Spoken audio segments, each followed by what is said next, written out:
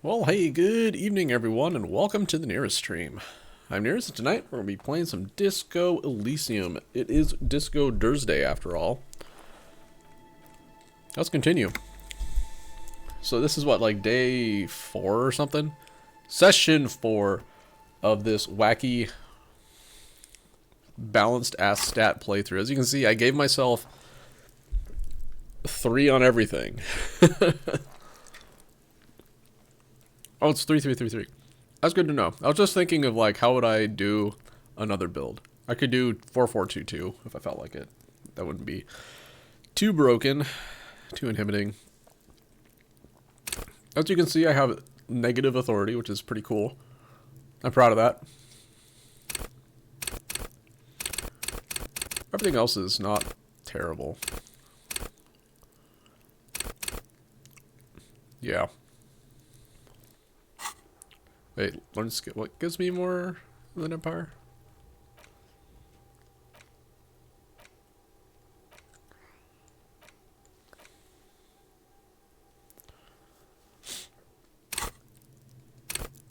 Oh, me putting a point into it. Goddamn, I'm dumb. Alright. Thoughts. Thoughts give you points. Yeah.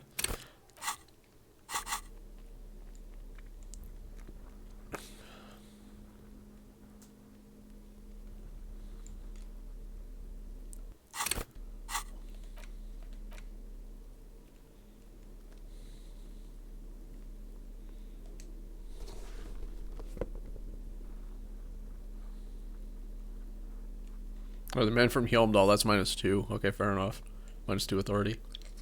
What do you mean? How can I not have authority while wearing that cool-ass shirt? Come on. I just don't understand.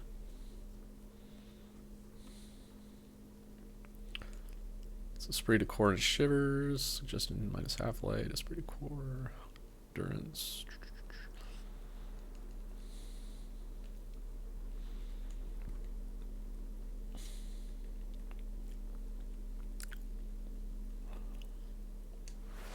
I need cyber for it right now. So basically, the next goal here is to brain. Oh, inspect the body. We're inspecting the body. That's what we're doing right now. That's kind of why I ducked out when I did last time. Trying to sneak up on me again? Trying to snuff me out? Get away, pig! Okay.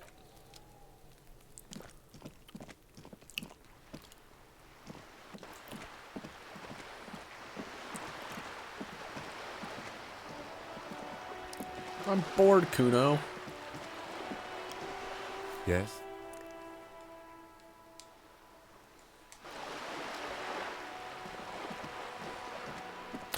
Okay, so I did get a replacement Bool. I could talk to these guys, but that can wait. Unless we're concerned about it.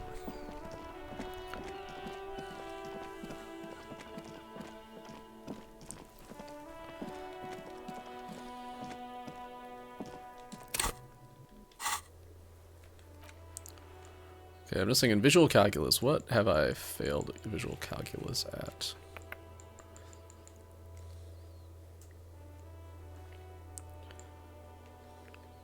Okay. Footprints in the dust.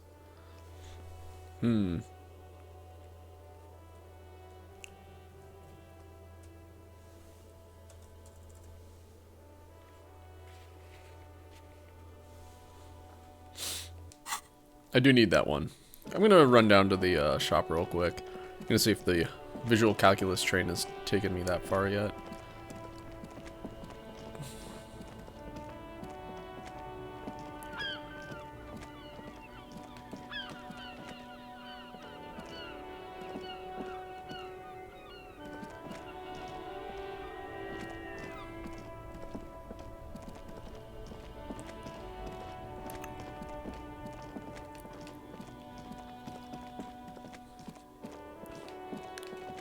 Let's notice sign senpai. A crumpled billboard reading, Samaran butter soaks in the canal. 2 ugly lines mar the bright countenance of the blonde boy depicted. Alright, fine, we'll use webcam. Bleh. Hey. What's summer and butter? Whatever it is, the boy on the billboard seems very happy about it. Okay, let's visual calculus it up. Basically, I want to do this check before dumping any stats into visual calculus, because then I can get basically 2 checks on one bonus.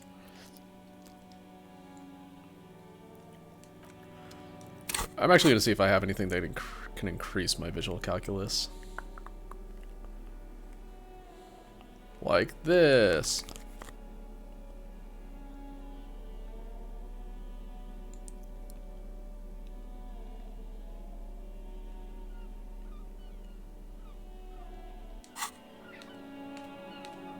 A crumpled billboard reading, Samaran butter soaks in the canal. 2 ugly lines, judging by the size of the impact and the parallel lines of burnt rubber. The cause was probably a motor vehicle. These look like the same tire tracks I saw earlier, in front of the whirling rags. Okay, look at the crater, look at the roof of the shack, look at the sloping metal roof panel, look at the broken post, look at the sign, look at the opposite bank, blink. Side slip marks indicated that the vehicle was traveling up the crater at 35 kilometers an hour. What about the roof of the shack? The black marks on the roof indicate that the vehicle vaulted from the crater to the roof of the shack. And The so panel on. served as a takeoff ramp. The vehicle soared through the air, hitting the billboard and upsetting the posts. Then it continued its flight, taking the billboard with it. The sign broke the vehicle's fall into the canal.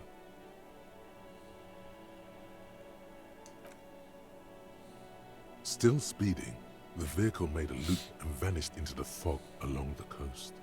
Oh, what model was the Phantom vehicle? There are 2 good candidates, the Caprice 40 and the Linear G22. Or the Capri 40? It's about the right size, and the tire marks look like they came from the skinny tires frequently found on that motor carriage. Very sturdy but light motor carriage. More likely than most to survive that jump. What now? You'd have to follow the tracks to be sure. The lieutenant looks on, waiting for you to wrap up your analysis. What you got for me, Any Kim? theories about what happened here? Looks like someone was in a real hurry. Reckless traffic, hooliganism, some top shelf shenanigans. I want to meet the driver and shake her hand. I don't care, and it's not really our concern. What kind of car do you think it was? Capri 40, Linnea G22. Let's try this That's one. quite likely, from what I can tell. I have some ideas of who it might have been. I have no idea who it could have been. Oh, It had to be someone really cool and courageous. It was someone dangerous. Perhaps this somehow connected to the murder. Actually, never mind. I need some evidence to come up with a list of suspects. I suppose that narrows it down somewhat. Fortunately, we are not traffic cops. Should we get back to the murder? Try to come up with a convincing explanation for the driver's actions. Jacob Irv known. We should bring this driver to justice. If we must. I'm not expecting him to get far with this, the lieutenant consoles himself. Oh no, I missed the red check. Yes? Lame. Well, Jacob Irv will be forever forgotten.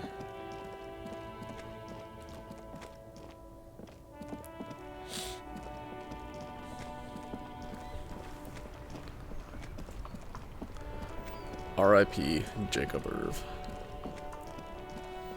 Nope, too far.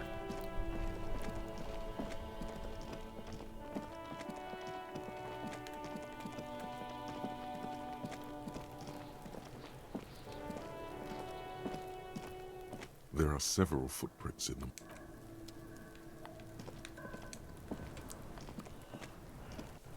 You missed a good show before. A kid came by and completely fucked the tree to pieces.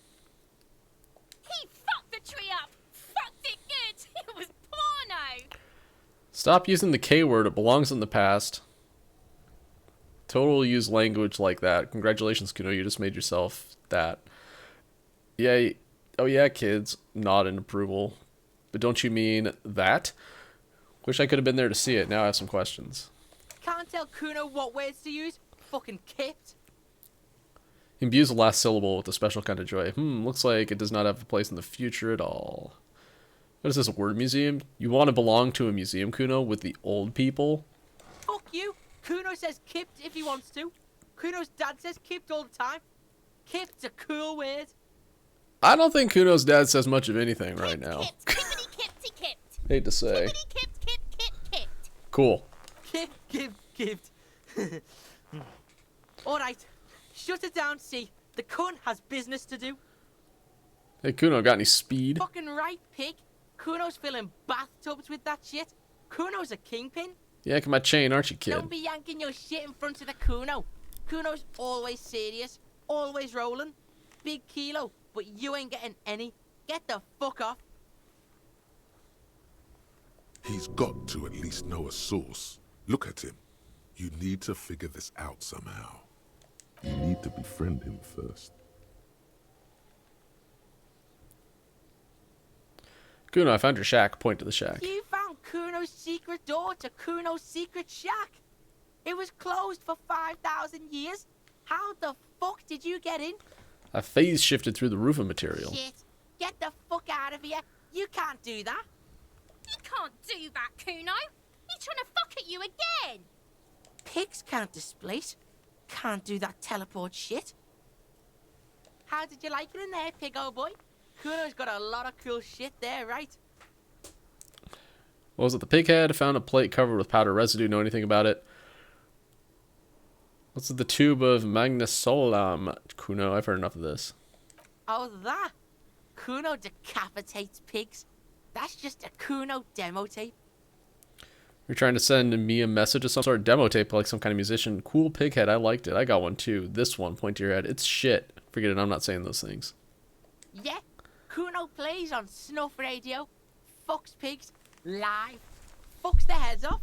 Kuno's a cop killer. That's where Kuno gets his daily hit of electric. Kuno Shazam. Kuno rides the fucking lightning in there, pig.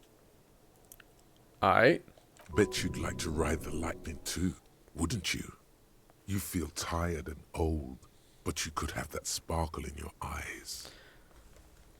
It's a vitamin, pig. Don't you know anything? He looks at you like you just pointed at the sun and asked what it was. You could use some.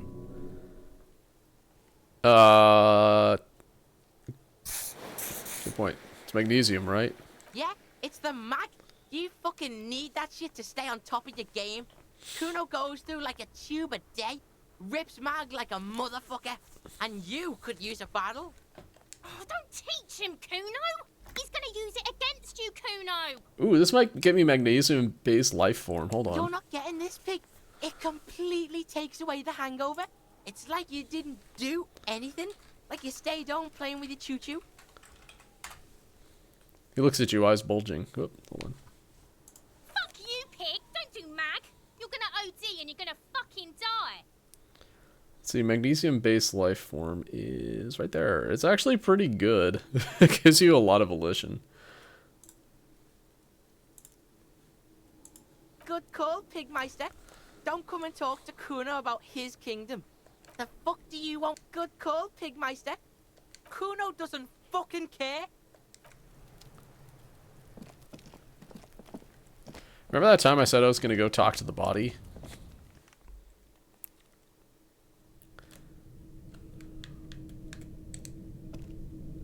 Yes?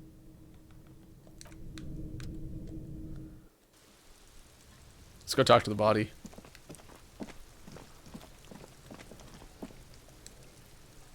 The corpse lies on the ground among the remains of an absolutely demolished pinewood branch. Beautiful. Wipe a tear from your eye. Mr. Whoops. Measurehead has done a good job. Nothing is too broken or compromised. The victim is ready for a field autopsy. A field autopsy. Yes. 1. Investigation of the scene. 2. Initial examination of the victim. 3. Field autopsy. 4. Transportation of the body to the morgue. We are on number 3. The fuck are they on about? Cop's gonna cut his shit up. Don't we have someone else for this? A doctor? Don't we have to have someone else to cut his shit open? Got it. No, you and I are detectives. The honorary rank of detective signifies our ability to handle the entire incident chain, from autopsy to cleanup to social work, everything.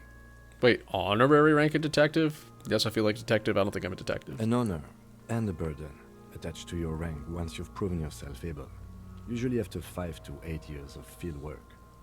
Mine is lieutenant detective. You are. Your station would not have assigned you on this case if you weren't. Now, The lieutenant adjusts his glasses and takes a deep breath. First, what exactly is a field autopsy? Tell me something, dead man. Shoot, Looney Rooney.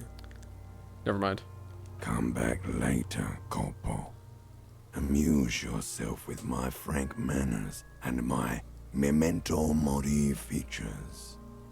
If possible, also, see me in your dreams.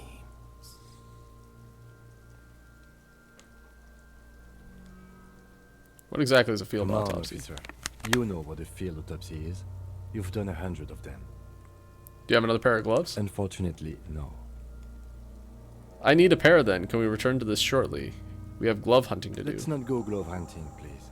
Let's use division of labor. I perform the anatomical side, while you take notes. We just fill this in, right? Show them the red field autopsy form in your ledger. That's right. Open your ledger at the field autopsy The dead form. man stares in silence as you crack open the ledger. The bright red paper is covered in boxes and lists, describing the condition of his skin and organs in 3 parts. Above those, an 11 field info form needs filling out first. It begins with Number 1, assistant. That's you. Ah, lame. Write the initials HDB, write Harry Dubois, leave it fine. the corpse is indifferent to your scribblings, just lies there. The next box says Coroner's case number.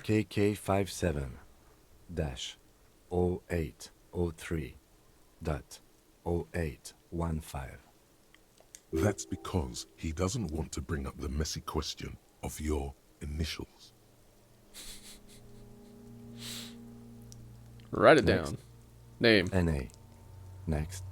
Date of birth. NA. Number 5, age. Roughly 50. Dry 40. The damage is so extensive, it's better to err on the young side. I'm going to write approximately 42. He nods. Number 6, race. Mondial. Write it The down. pudgy mess of curdled meat looks neither mondial nor anything other. Number 7, sex. Fucky wucky. Fucky, fucky! Oh, fucky fucky, excuse me. The little monster exclaims energetically. Male. Pigs can have sex.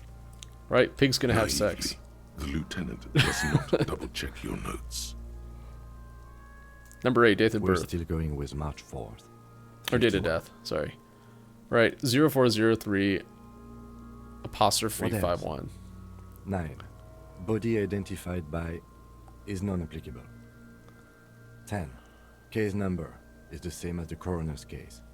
KK 57 0503 0815 listens motionless, with the cargo belt still around his neck.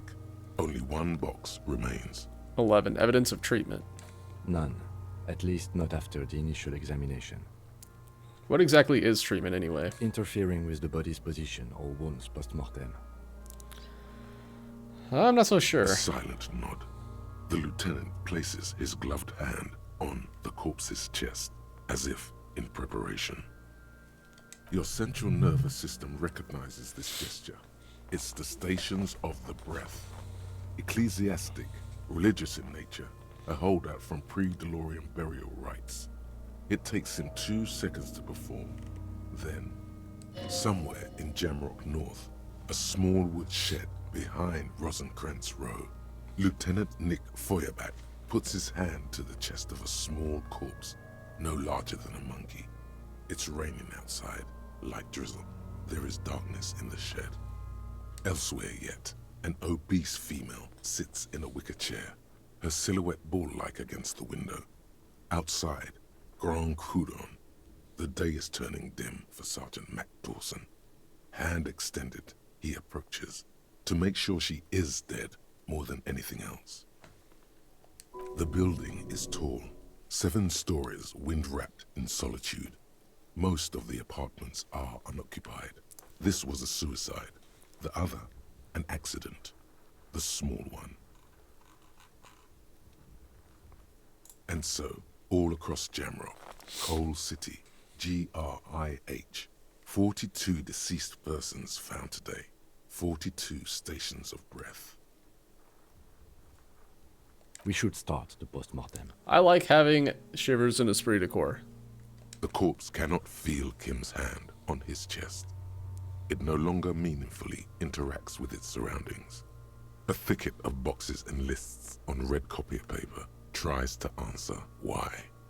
Yeah, we're doing the how right now. External examination summary. Clothes. The deceased wears armored boots and white briefs. The make of the briefs is Babrodine, I think. Let's see. He turns the body onto its side to check the underwear label. See, it's happening. Babrodine, yes. Inexpensive. Size M. Color white. The disappointment is palpable. The red-haired thing was expecting something more lurid. Write it The down. boots are ceramic, vitreous enamel. They are fused to his skin from blood flowing downward post-mortem. Removal of the boots is left for processing. It would be clever of you to omit the boots altogether, sire. If you are to keep them for yourself, as you ought to, you have deserved them more than anyone else. When am I going to get them? Patience. After the autopsy, before the body is taken away, there will be a window of opportunity. After the lieutenant has gone to sleep. I hope this has helped you, my liege. Thanks, Drama. The boot has a serial number. It's E50.100.100. The lines between the plates are in the shape of the alphanumerical. The number is purposefully concealed by the design. Tattoos. Stands up, feet planted on either side of the body. The upper torso is covered in a single, continuous tattoo, resembling a map of the night sky. It reaches from the right shoulder to the heart. The ink is blue and white. The assistant has a color photograph of the markings, to be added to the case files as document A1. The photo is taken on the scene, using a Trigat Mini. Write The it down. deceased has a belt for airlifting cargo around his neck, tied with a hangman's knot. Color yellow. Length 3 meters. There is a buckle on the other end. Write it Well down. nourished, athletically built, measuring 1.8 meters. Generally consistent with age 42. Preservation is good. Ambient temperature below freezing. Write it down. Body hair is light brown. Distribution is consistent with age. The deceased had male pattern baldness. Hair is combed back, short. Touch the corpse's hair before moving on. Write it down. Shirt light brown, male pattern baldness. His hair feels wet, soaked with rain, cold to touch. Not that different from a living person after a swim. Stroke his hair gently. Write it down. Short brown hair. The stench is suffocating.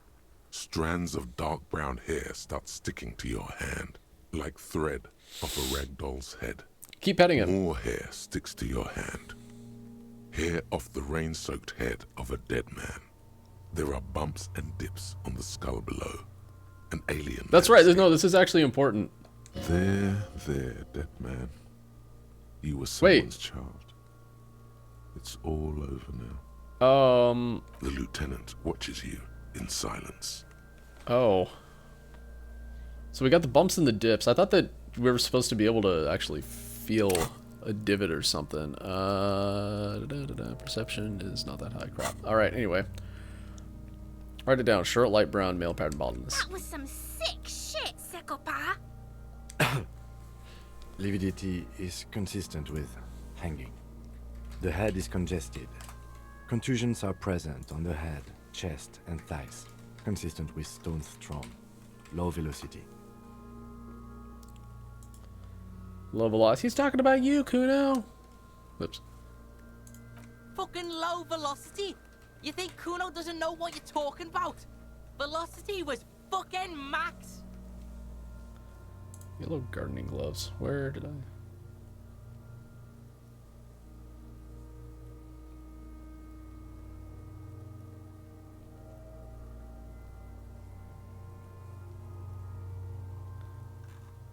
Oh, well.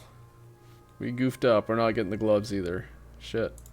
This is like this scuffed ass run. Alright. Can't talk to my tie. Don't have the gloves. Talking shit about Kuno's velocity. In addition, there are bite marks on the face, scalp, and chest, consistent with predation. Write down, but amend for high velocity. Ligature mark. The lieutenant produces a small folding knife, with the other hand pulling down on the belt. He starts cutting into the polyester. The stench is horrid. After a while, it's obvious the material cannot be Steel cut. wiring. There's too much of it. We need to remove the belt so we can get to the ligature mark. You got just the right tool for that. The chain cutters. Oh yeah, I'm prepared. The hanged man lets out a joyous little bubble of rot from his nose. Good thing we got these chain cutters. Pull out the rubber grip Always cutters. good to think ahead. Now, He points to the rope, squeezing the dead man's we neck. need to cut the belt to see the ligature mark below. Carefully, with as much precision as you can. See, my pig is gonna fuck his head off. No, he ain't. Your pig's a boring Well, it's a physical fuck. instrument. Interesting. The belt is equally tight around the whole circumference of his neck, swelling over the edges like white bread rising from the east. I'm not your pig, You Kuno. are? You're Kuno's pig? Okay. Stupid argument with Kuno. Whoopsie doopsie. Well. Oh, After got it. some deliberation, you sink the cutters into the knot tying the belt together. You squeeze the rubber handles together, sweat forming on your brow. Snap. The knot is slashed. Another cut and the belt falls apart like a flower bouquet, revealing the dead man's neck and the dark red ligature mark around it. The rope rises to a point, leaving a gap in the ligature mark. The suspension point is in the back of the neck. Lieutenant has kneeled closer, running his finger along the dark red groove until there's a gap. As it ought to. This is where its grip on the curdled meat is gentlest, pulling up. Hemorrhaging is observed on the skin, above and below the ligature mark. The mark is well pronounced, consistent with a drop from 1 or 1.5 meters. Write it down. Chest is intact, normal contour. Abdomen is protuberant, pelvis intact, genitalia. Pulls down the man's underpants. Oh, here comes Kuno S. No! It's gonna happen, see? I fucking knew it! This is clearly what they've been waiting for, ever since the autopsy began. The lieutenant is trying to make it as boring as possible. Genitalia is male and unremarkable. No evidence of injury. Inspect. The dead man's penis is average-sized, congested from the downward collection of blood. The testicles are uneven in length, hanging underneath. The genitalia is greenish. Marbling is present around the crotch. All right. Back is symmetrical and intact.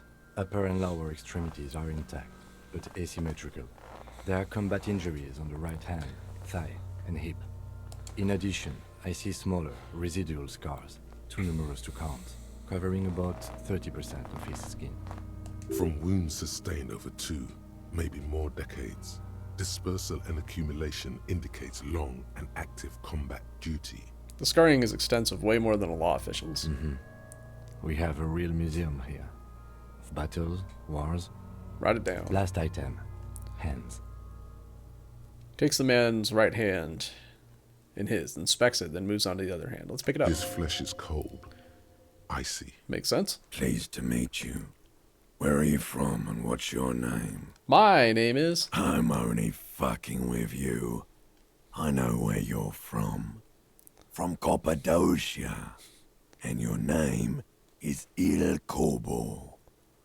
What can I do you for, Il Corbo di Cappadocia? Il Cobo di Cappadocia. It's good to hold your hand. Did you like it when I stroked your hair? I did, Kobo. I did. reminded me of when I was just a small boy, before this happened to my face and my body. You did me a kindness there. We should do this more often. Be close like this, I mean. Hands are clean. No sign of injury from struggling. Were we expecting any? I was. Maybe I'm just not seeing them. Honestly, this stench is making it hard for me to think at the moment. Write it down. Ooh. That's all for the external. Well done. What next? Gonna bounce. Let's see if we can talk to Elizabeth and get the gloves. I think I fucked it up, and we can't. But you know, we can try. It's free, no downside perception, so can't hurt. Hello. I've got nothing to say to you. Why are you wasting your time? Can I borrow your gardening gloves? No. I have a cadaver situation. I'd really appreciate My it. answer is no. You're mean. Come on, Lizzie. We're generous people here in Martinez. With property. Wow, really? A political moment? Now? Fine. Yay, we did it. Thank you, comrade. Property is theft. You have assisted me like... Shouldn't have assisted me like that. I'm your enemy. Nature's struggle. Didn't deserve this handout. Should have forced me to hustle harder. Thank you. Don't thank her. Thank me. Thanks, Titus. Yeah, don't you forget. T did you a favor, Popo. I am absolutely equipping those right now.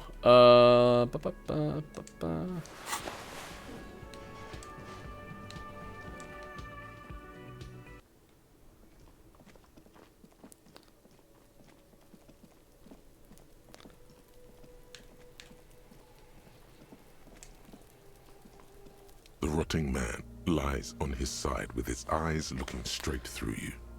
Bits of cargo belt lie on the ground around him. His body is supine and open to intrusion by autopsy. The lieutenant adjusts his glasses and takes a deep breath. Number 2. Internal examination. Summary. Central nervous system. I have nothing. Do you have anything on this man's central nervous system? You don't even have a joke. Boo! I need more conceptualization. I think next time... I was thinking about it. Next time I play it, I think I want to go high intellect, high psyche, with some physique and motorics, I guess. And then dump some extra into shivers and perception. Just so we can have encyclopedia and conceptualization. Just because those are kind of nice to have. And also Inland Empire and Esprit de Corps. Yeah. Anyway. Musculoskeletal. Purge fluid is coming from the mouth. Not injury Didn't related. miss by much on that one, at least. Eyes and tongue protuberant. Hyoid bone. Let's see. With his eyes almost closed, the lieutenant puts his hand on the dead man's throat and begins to massage it, gently. A rotting smell erupts from the mouth. Purge fluid runs down his lips, black and viscous. You hear cracks as the lieutenant moves his sharp fingers inside the flesh, like the creaking of an old house at night. Yeah, jack that fucker off! The hyoid bone is fractured. The rest of the musculoskeletal system is intact. Unremarkable. Write it down. Respiratory system. Back hunched as if in prayer, he begins to pry open the dead man's jaws. He stops to exert more force. Both hands are used. Oral cavity shows no lesions. The victim has received dental implants, possibly after a combat wound. Mouth swollen. Hemorrhaging present in mucosa of the lips and mouth. Okay, look in his mouth. No scream, no sigh of relief rises from the darkness inside. It's humid there. Sickly sweet air, unlike anything living. You feel like you're about to throw up again, straight in that mouth of his. Look deeper It's inside. hard. Oops. Once more, you taste stomach acid in the back of your throat. A contraction. Your throat pumps a little something from your stomach and into your mouth. You're forced to swallow, just to keep looking. Inside, you see darkness. Just a mess of meat and darkness. There are ancient mysteries down there, Kobo. Ask me later. Hemorrhaging present in mucus. The lieutenant repeats impatiently. Let's go with the jaws. The mouth snaps shut before you. Hepatobiliary. NA. He wipes his brow. Why? Don't we have anything? Are you a hepatobiliary expert? Looks at the corpse's stomach with a mixture of tiredness and disgust. I don't think so. Neither am I. And that's it? That's it. Okay. Same for toxicology and serology. NA. Both? Unless you have untapped reservoirs of knowledge there. The completionist in me wonders if there's something we should still Like do. a toxicology screening.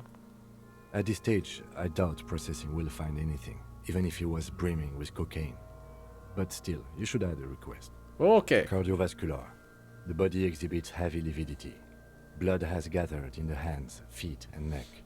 Hypostasis is visually consistent with the hanging. Gastrointestinal. He breathes a sigh of approaching relief. This is the last field on the list. He looks around to the ground, the pool of feces there. Digested semi-solid food in stomach. Voila. He touches the corpse's bloated lower abdomen briefly.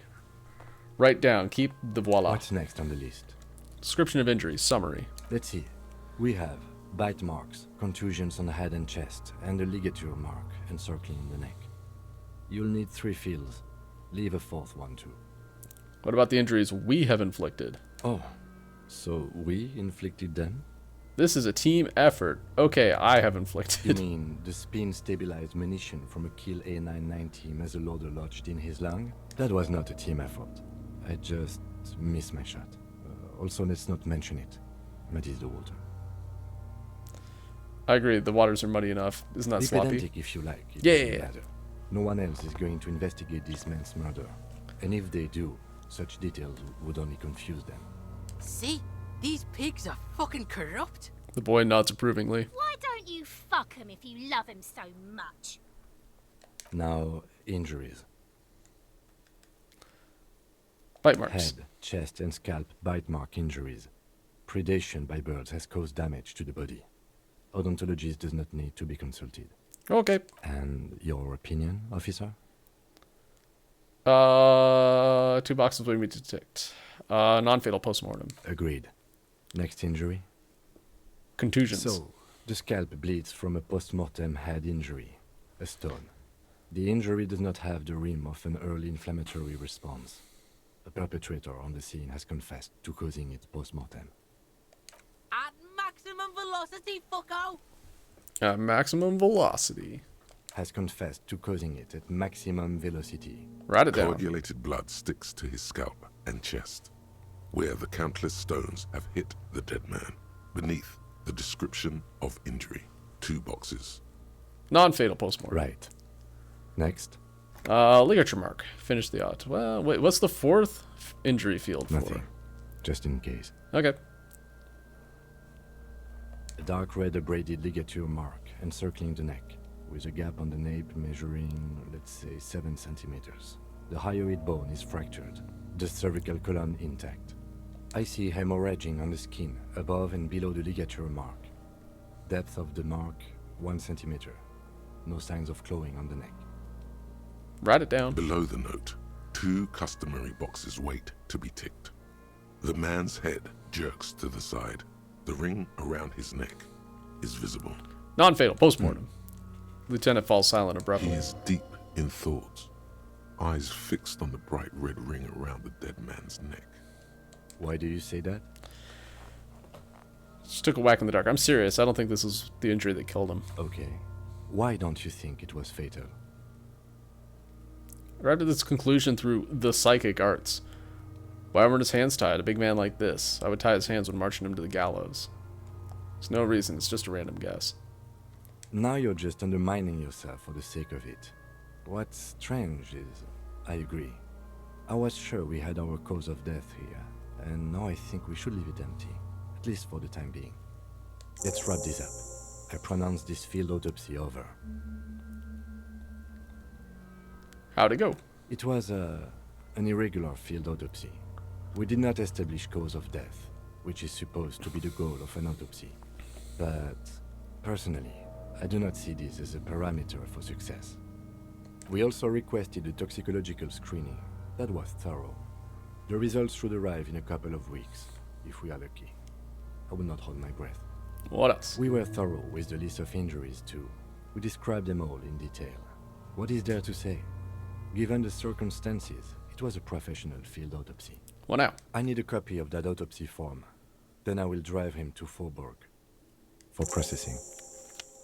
Looks at the dead man one more time, then at the slip of paper in his hand, then at the He's corpse again. thinking, did I miss something? You tilt your head, also looking at the corpse. I'm sure we didn't get everything. There's always something.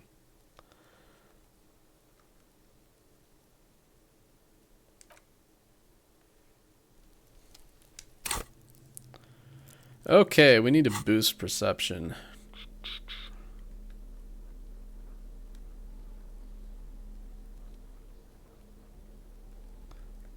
I don't have any speed, do I?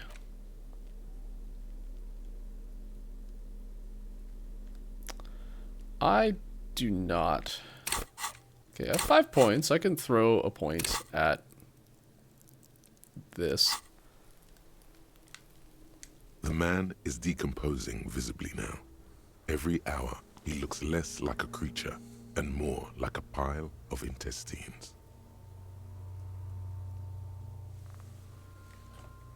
The lieutenant adjusts his glasses and takes a deep breath.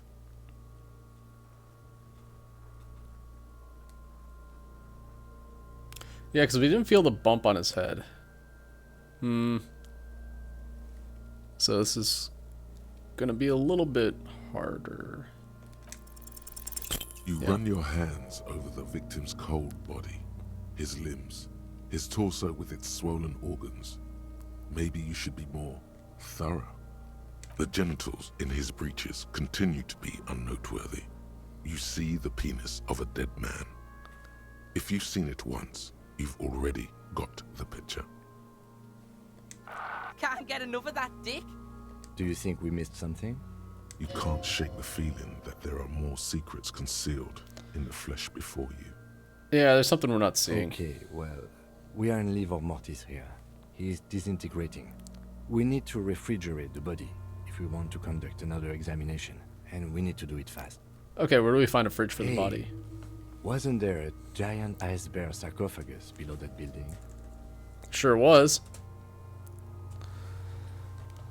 An absolutely colossal fridge still plugged in literally in the shape of an ice bear. Yes. Now, I've rarely been disappointed by the size of a giant ice bear fridge, but I think we should still take a look at it first. Make sure it's big enough before we carry him over. Let's move. With every hour, whatever we are looking for in the deceased will become harder to find.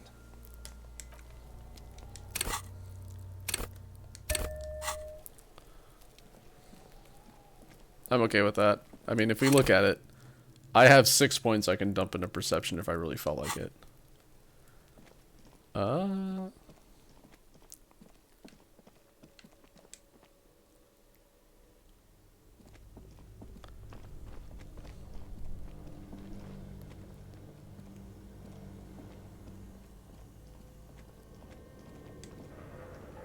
The bear's eyes are still glowing red, watching over all the ice cream wrappers hidden inside its belly. So, what do you think of this fridge, Kim? Looks big enough for 2 corpses. It's certainly an eccentric choice, but it is capacious and cold enough, too. But the optics on this are awful, he thinks. We need to be as silent as we can. Your visual confirms you could fit 2 more bodies in the ice bear fridge. Shall we go and get the body, then? I'll take the head, you take the feet. The stairs won't be easy, but we'll manage. The 2 of you, easily. Okay, let's do this. Okay, it's 1842. The What's body going to be? is heavier than you expected. 15 minutes, all right. It takes half an hour to get the then 10 more minutes to stuff it into the fridge. Lovely the lieutenant noises. takes a step back to admire your handiwork. Beautiful. A dead body in an ice bear fridge. This is some of the best body's work I've ever done. You've definitely earned a drink after this, perhaps even some pagan rites. Really? You think it's good work? I'm not sure I believe you. Yes, we need to celebrate by performing pagan rites. Let's bring out the meat and set it on fire. No, not really. Look at that. What have we done? We stuffed a dead body in an ice bear fridge. This story does not leave this room. I think it's a glorious achievement and people need to hear about it. We did our best with the means at our disposal. Yeah, I'm not proud of it either, but we did find a fridge. This is police work, Kim. It's art. We're artists, and this is our vision. If I were an artist, this would certainly not be my vision. I would be much, much more conservative in my work. He's right. His work would be much more formal. At least we've stopped the body from decomposing further. Now you can conduct another inspection under controlled circumstances. Inside the icy realm of the ice bear fridge. Oh, that the actually gave me a corpse bonus. stands All right. slumped, waiting. Tell me something, dead man. Shoot, Looney Rooney. At the autopsy, you said you have ancient mysteries. Oh yes, Kobo mi Lobo. In the gift horse's mouth. Tracks and wakes and waterways. Ancient materials buried. But to where, brother? Just a small gulp away. My beloved Kobo. A small gulp away. How do you like it in the fridge? I like it a lot, brother. This really is your finest hour. You're a genius. A regular Corporangelo. I think you're making fun of me. Come back later, Corpo. Look in the Amuse mouth! yourself with my frank manners and my memento mori features. If possible, also, see me in your dreams. Alright, I think we can do this now. Your arm reaches out and your eyes close, as if by their own volition. It's dark all around. You feel cold, dead flesh through the latex glove. It's right under the palm of your hand. What is this?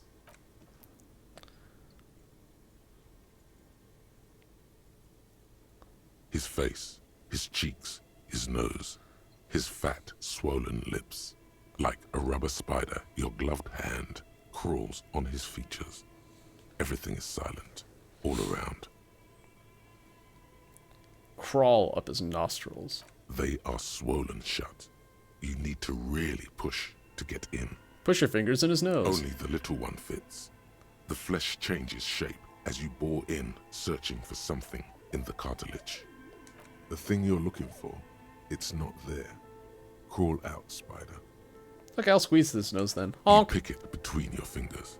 The mass is even larger than your nose. Very porous somehow. Like it's about to pop. Keep crawling, lest you break it. Alright, into the mouth we go.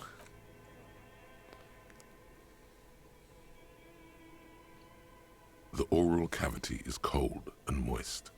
A ball-like tongue attaches itself to the base of the mouth, lolling around like a scallop.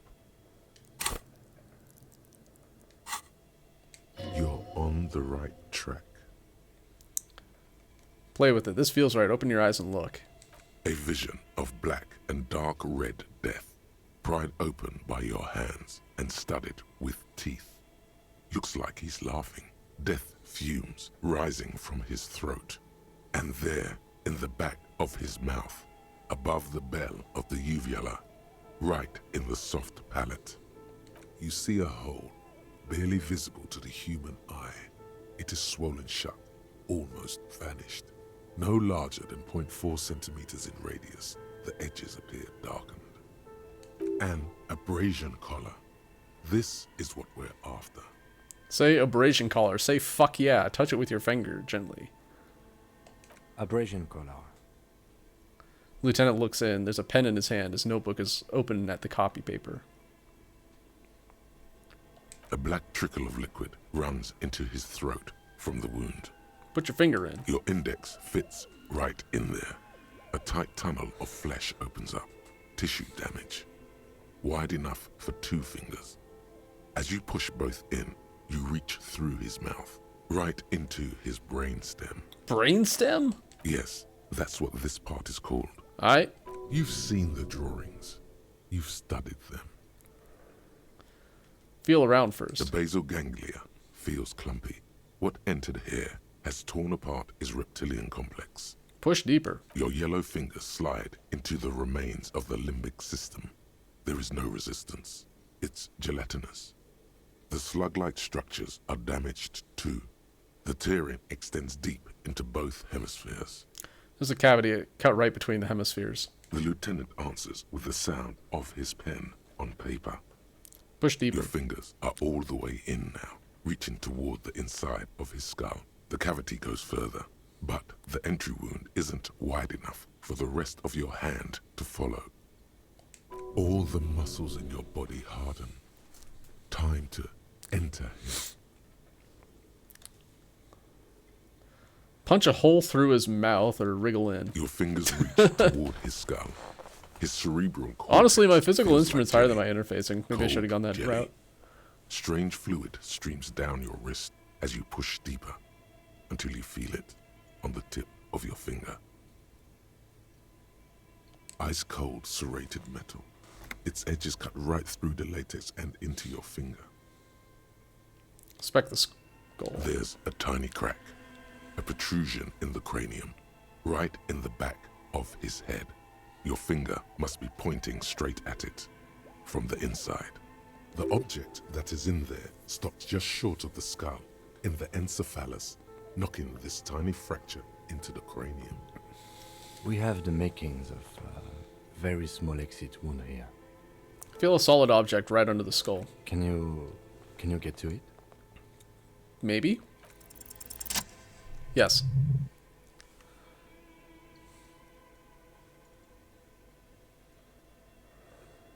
You pick the object between your index and middle finger. It feels sharp, like metal. With your face twisting from pain and concentration, all you need to do is just... Got it. Good. The fridge in the background buzzes with excitement. Slowly pull your fingers The out. inside of the head feels cold and smooth, like a glove. Sweat dripping down your brow. Careful not to lose the prize between your fingers. With a plop, your hand emerges from the mouth. The garden glove is covered in blood right up to the wrist. Between your fingers, a small flower, a blossom made of lead. A bullet. Lieutenant pulls out, puts a small bag marked evidence under it. Drop it in. The bullet falls in the bag, leaving a smattering of blood on the plastic. He raises the bag under his eyes and says, A non-caliber. Rifled. Some kind of brittle alloy. Fractured on impact. Can I have it? Keep it, Lieutenant, as a gift. Of course. You deserve it. Lieutenant drops the bag in your hand. It feels light. We need to add an item to the injury list. Injury number 4. Oval entry wound with an abrasion color.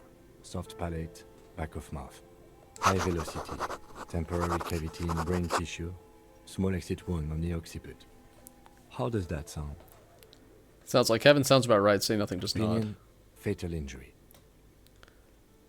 Agreed. And one last thing. We can now fill in injury number 3. Ligament mark. Opinion non-fatal. Post-mortem. Treatment. he's proposing the bullet was the real cause of death, and the hanging an attempt to conceal this fact. Treatment, officer, is an attempt to manipulate the body after death, to hide the real cause with a false cause. In this case, this injury here. He points to the mark encircling the corpse's neck. Ligament mark, right? Okay. Yes, Yeah. and the belt around his neck. The hanging, even dragging him to the yard. All of it was done after this man was already dead. Dead dabba doop doop. You think so? Agreed. Army jumping to conclusions. Dead. I have had my doubts for a while now, since I saw there were no signs of struggle on his hands, and no claw marks on his neck. There have been other signs too, small things. We were right not to assign hanging as cause of death, as the perpetrators expected we would. No such luck for them. We didn't fall for it, he thinks. There's pride in there. Who would do this? Why would anyone do this? I need to wash myself. Maybe the bullet holds more answers. Oh, you really, really do. I am glad to hear you say that. Your room in the Whirling in Rags should come with a bathroom. Be sure to make use of it in the evening. Who would That's do this? for us to find out. But this, it will make finding them just a little easier. To hide something. The real killer, the real motivation, what really happened here. Yes, we should take a closer look at it. I am certain it has more to tell us. This little thing could reveal much about the weapon that shot it. What happens We'll next? bag the corpse and carry him to the holding pen of my kinema. I can transport him to processing myself, but I will be gone for the rest of the day. You'll be gone. What should I do in the meantime? Work on the case. Tend to personal matters. Try not to do anything too dangerous. An officer needs backup in a neighborhood like this. I'll leave that choice to you. And one more thing. Great work, detective. Thanks, Kim. After you bag the corpse, Lieutenant Kitsuragi will leave the party until tomorrow morning. You can do side tasks and even the main case, but it might be more difficult. Plan his exit accordingly. Nah, we need to get the boots first, so we're not gonna send the body away until at least day 3. Maybe even later. I don't know. Wash off the death smell. Find the traffic hooligan. Who could that be? Send the victim's body to processing. Alright. Okay, I'm gonna go ahead and drop a point into visual calculus. I'm trying to think if there's another... maybe I won't do that just yet. Maybe I will. I don't know.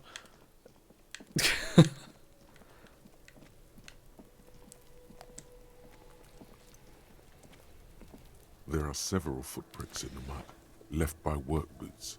Anywhere from 6 to 12 pairs have walked here. I'm gonna drop a point in visual calculus. Let's do this. There are several footprints in the mud, left by work boots. Anywhere from 6 to 12. Okay, let me make sure I have the right glasses. I do. Okay. There are several footprints in the mud, maybe more than 12. No, 8 pairs of boots have shuffled back and forth in the mud. Go over them one by one. 1. Standard work boot, steel reinforced toes, number 46. 2. Standard work boot, steel reinforced toes, number 44. 3. Hobnailed work boot, steel reinforced toes, number 43. 4. Standard work boot, number 45 or 46. Wait, which is it? You don't know. It's a miracle you can tell the prints apart as it is. The cold must have preserved them. Count more. 5. Another standard work boot, steel reinforced toes, number 44. 6. An aberration, light as air, even pace, same make of boot, but number 41. Male or female? Impossible to tell. Could also have been an adolescent. The gait is undeveloped. Pretty good at this, ain't I? You're not bad. It's as if the whole world darkens. Everything else has a thin film of unimportance on it, and the tracks burn in the middle of it, in a strange, beautiful way. Got the rest. 7. The glowing outline of a standard work boot, number 46. But the imprints are twice as deep as the others. The weight exceeds 200 kilograms. That's a lot of kilograms. 8. And yet another standard work boot, number 44. There's an aberration in the pattern of the sole, however. The right sole is smoother, more worn. How many? 8. I was pretty off then. I counted 20. The same guy's going back and forth. Way off. Way! I never got the hang of it. Hyperopia. Do you see anything out of the ordinary? Light step, number 41 A shoe. woman? Or a kid? I don't think there's any way to be sure. Understood. Anything else? Heavy one, 200 kilogram imprint. 200? This could be the combined weight of 2 people, one carrying the other. Let's say a heavily built worker carrying a soon-to-be-dead man who's tied up. Hey, come on, Kim. We already know that he wasn't... Or he was already dead before they tied him up. He might be right. 200 kilograms of living weight is unlikely. One of them was carrying him over. Maybe it was a giant. Could have been an extremely obese person. Probably yes. This would also fit with the victim being dead from a previous gunshot wound. They There had it to is. carry him because he could no longer walk. Is there anything else that's noteworthy here? An aberration. One soul smoother than the other. Interesting. Let's name it the Odd Soul. Have any ideas, Lieutenant? Someone operating a workbench with a pedal? Like a joiner at the harbor. Or maybe a drummer? He regrets it the moment he says it. So one of the people we're looking for is a drummer. No, it's not. Forget I said it. We are not looking for a drummer. Perhaps it could be a driver. A driver would wear out the right shoe before the left. The accelerator is on the right. Not We thoughtfully. should keep our eyes open around the traffic jam. See whether anyone strikes out as a potential suspect. Seems prudent, no? Yes, prudent. Mm-hmm. How old do you think the tracks are? A week, maybe? 7 days would fit the time frame provided to us by the caller, who reported the hanging. It is not impossible. How do you know? I pulled last week's forecast for coastal Havashol. 7 days below freezing. The day before, the day of his hanging, was the last warm day. Correct again. Sub-zero temperatures would preserve the tracks in a good state. The commotion here could have taken place a week ago. What do you think happened here? What do I think? A mob of people brought something heavy to the tree. One of them was carrying the victim. They shuffled around, especially under the tree. Then, after hoisting him up, they stood in a semicircle facing his direction. At first glance, this appears to be a lynching. Indeed, they all stood in a row here and looked at the tree. But we know the victim had a bullet in his head. A more precise way to put it is, it was made to look like a lynching. We've been purposely misled. By these tracks? Yes. Been through all of it.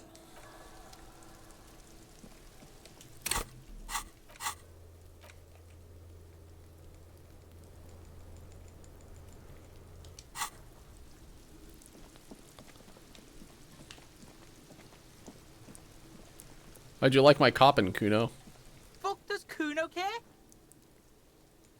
Kuno does. Alright.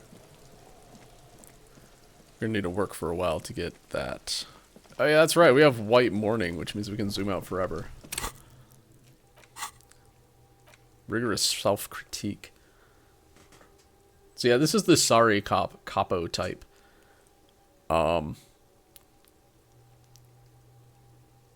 It's a 6-hour waiting period, so I'm thinking it might actually be okay.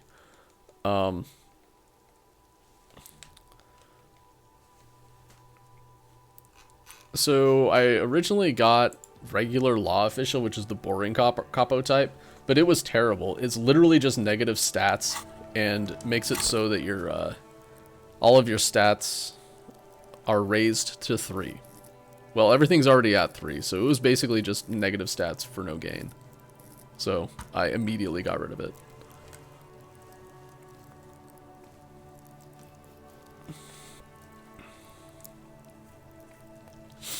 Yup. Why does logic get +2?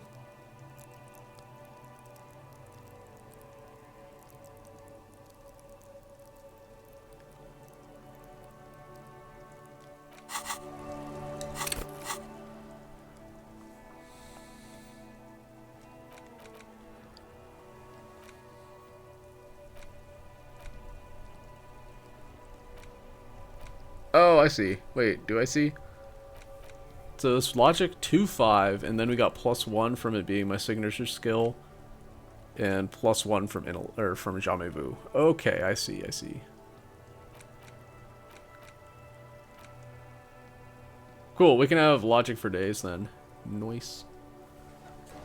And honestly, volition too. I should probably dump one into volition. And endurance. Honestly, I'm gonna do that. I'm also gonna buy some health healer thingies.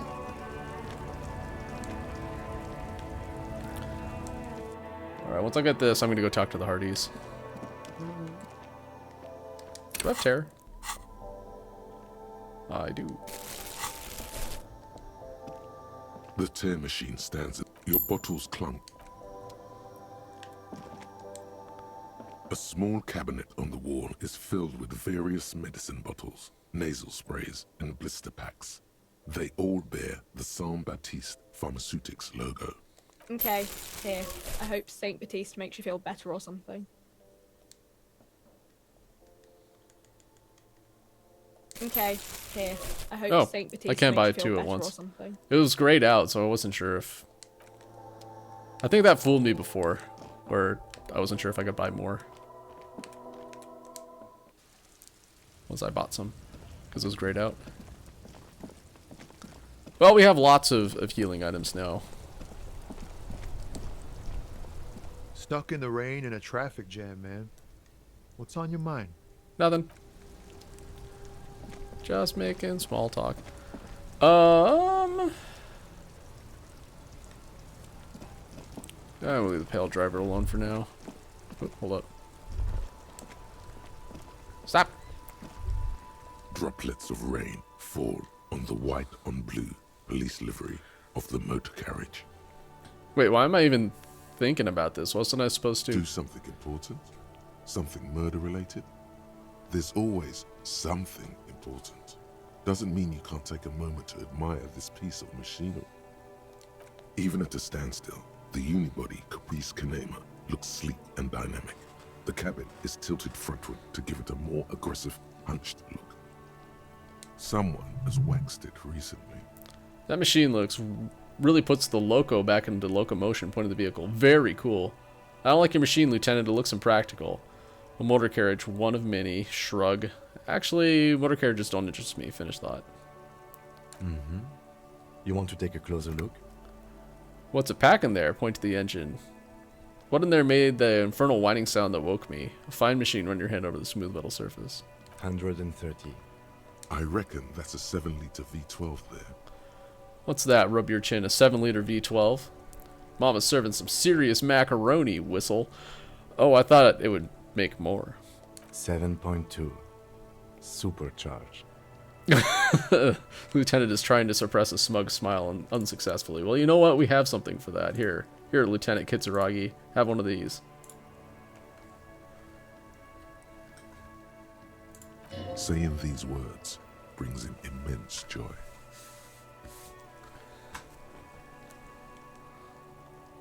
Yes. An extraordinary machine. It's nice and all, but why so modest? Put some zing into it. Flare it up. Slam it down.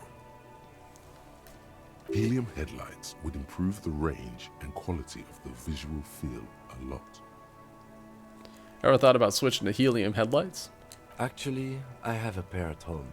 Just haven't gotten around to fitting them yet. I need to lay some wiring for the ballast first. If we ever get this case solved, maybe we can do it together? Maybe. Yes, definitely maybe. And means no.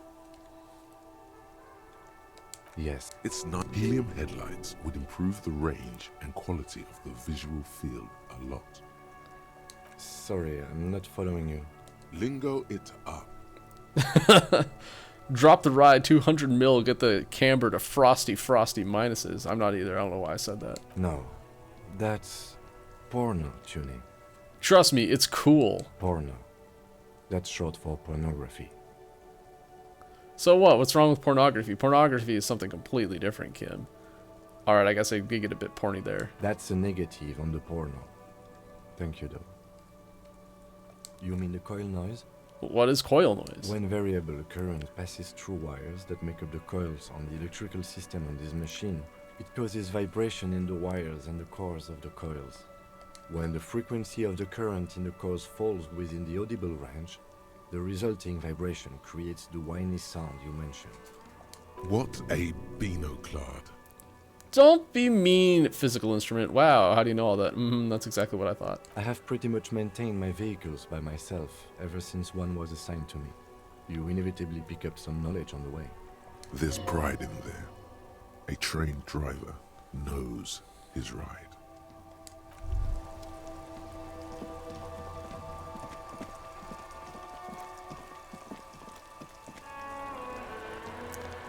Okay, I guess let's go talk to Titus.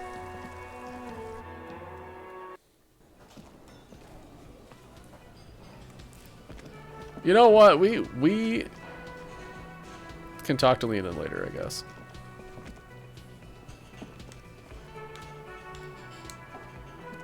I've got nothing to say to you. Why are you wasting your time? Are you Lizzie Elizabeth and Miss Beaufort? I suggest not wasting time on trivial pleasantries and focusing on why you are actually here. Titus Hardy. She points to the man by the table. Even though she has excellent control over herself, something moved behind her eyes. In the way she stands. In her face. Easy Leo told me about you. He likes you to talk a lot. You are not here to chat up the legal counsel. Why not? You are here to question these men. You know, this isn't how lawyers actually work. Normally they're like, you don't get to talk to my men. You're talking to me instead. Then I get my lawyer and you guys figure something out. Anyway.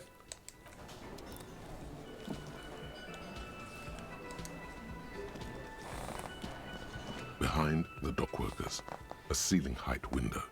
The hawthorn branches scrape the glass like bony fingers. It's not time yet. There's a little slide panel up there to let some air in. No need to open it in spring. It's still too cold outside. You gotta sneeze. Hold on a This is minute. where you say your bed.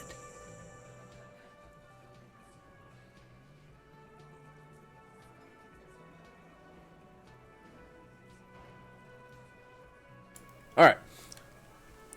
Broad-shouldered man points at you with a beer can. Oh, wrong window. Detective. Lieutenant acknowledges you with a sharp note. He's leaving it to you. Don't say anything yet.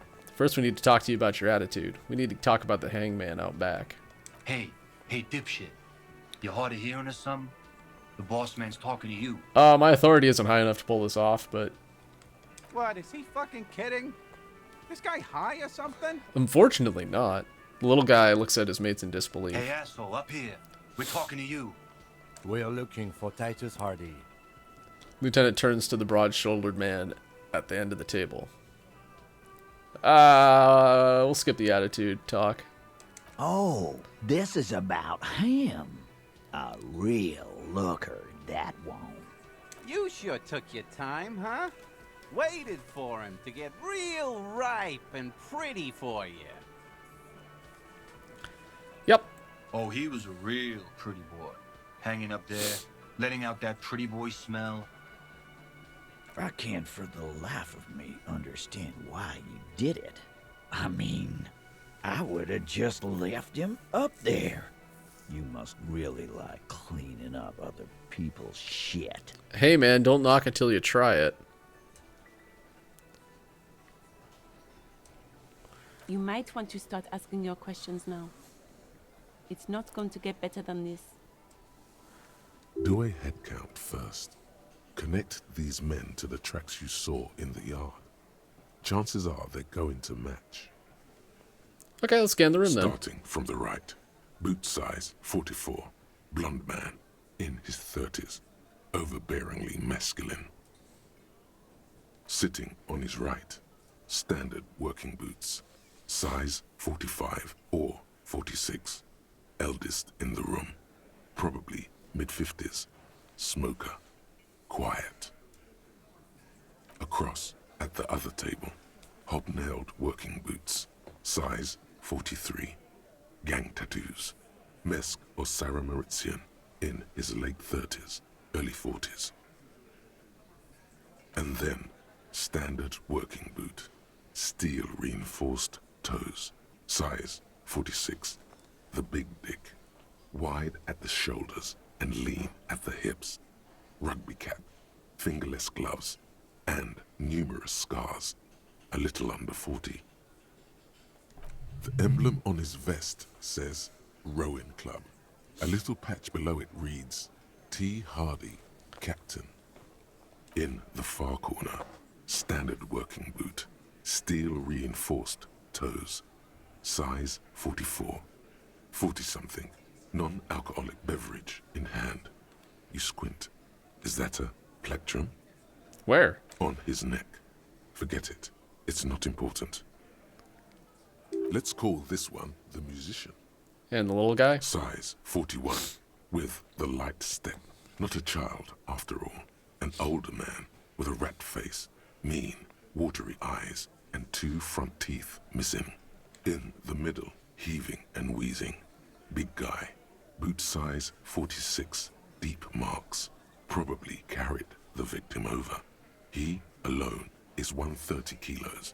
Add the man in armor, and you could easily exceed 220. In conclusion, these 7 are the actors on the crime scene. The footprints were theirs, but there's a discrepancy. One of them is missing, the odd soul. Exactly.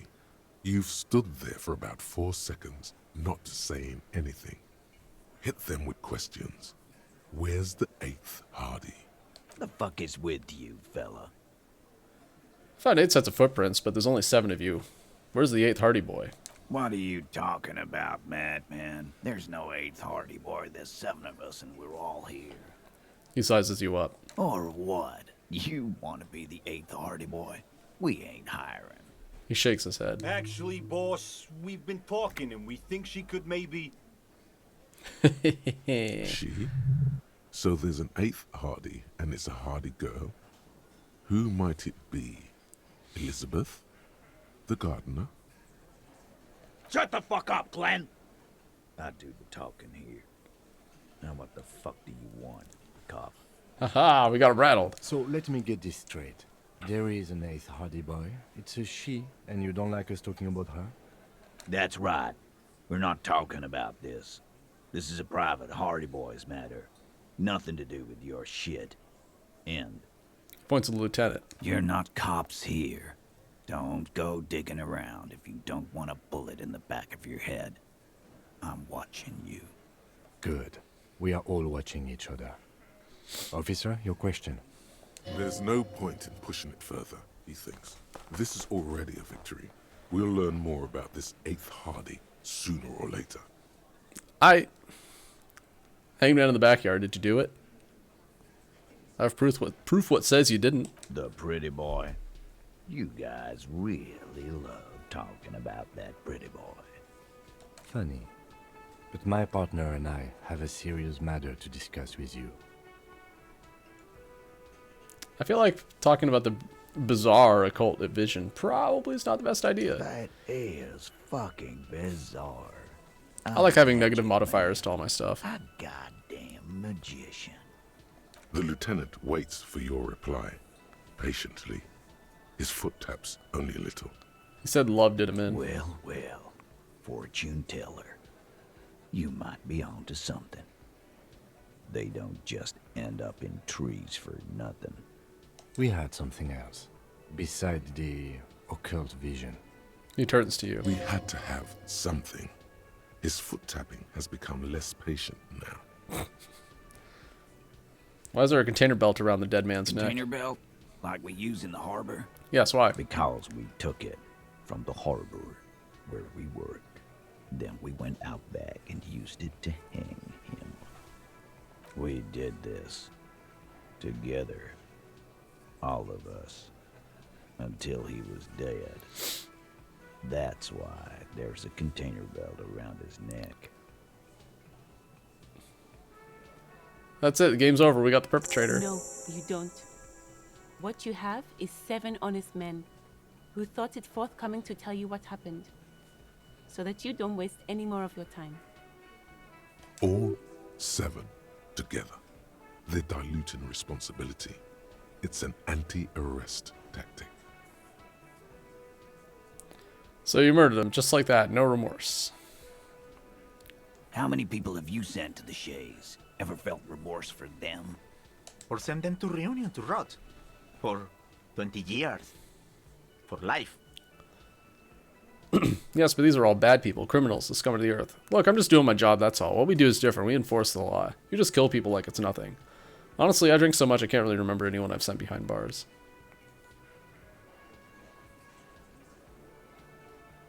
Hmm.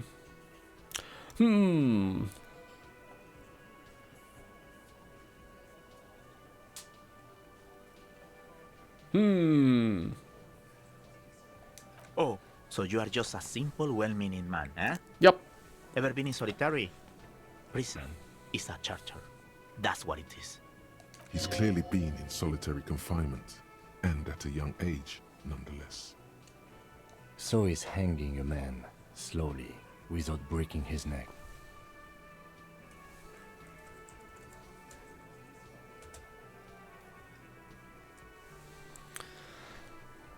Who called the shots that night? Are you deaf? There will be no singling anyone out. You can't arrest a hardy boy without arresting all hardy boys. Do you think you could do that? Do you think you could arrest them all? Shadow of a smirk passes her lips as she tilts her head. A trick question. Don't let her lead the conversation.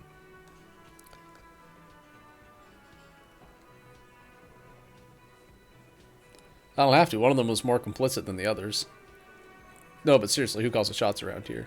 That's for the courts in Le Jardin to decide. Not for the officer making an arrest.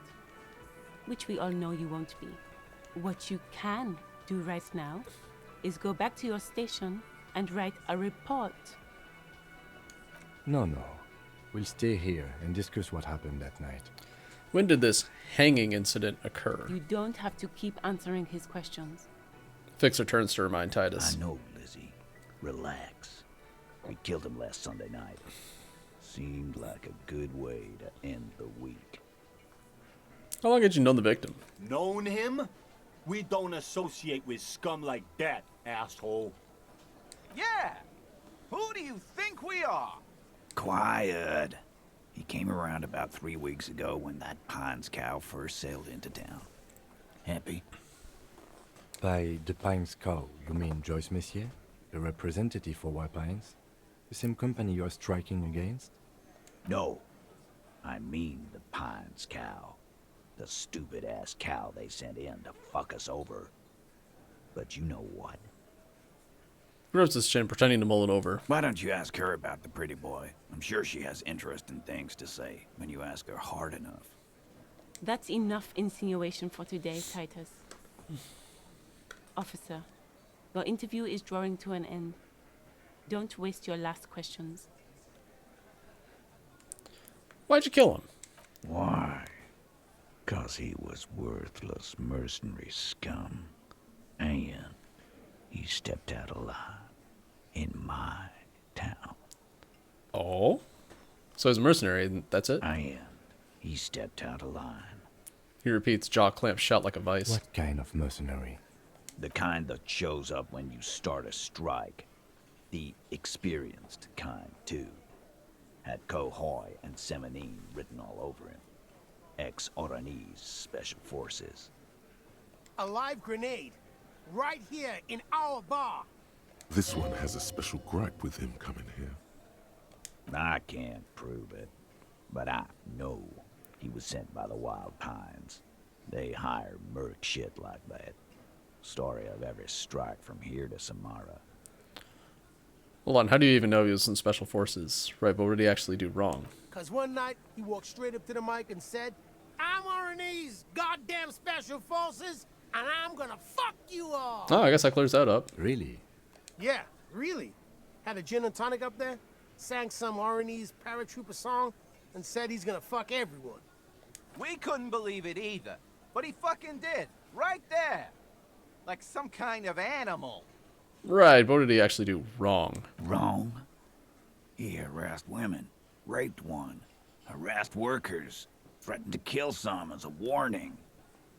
Wiped spittle from his mouth. From rape to harassment to threats of violence. Why the strange de-escalation? He regrets mentioning it. Hopes you didn't notice.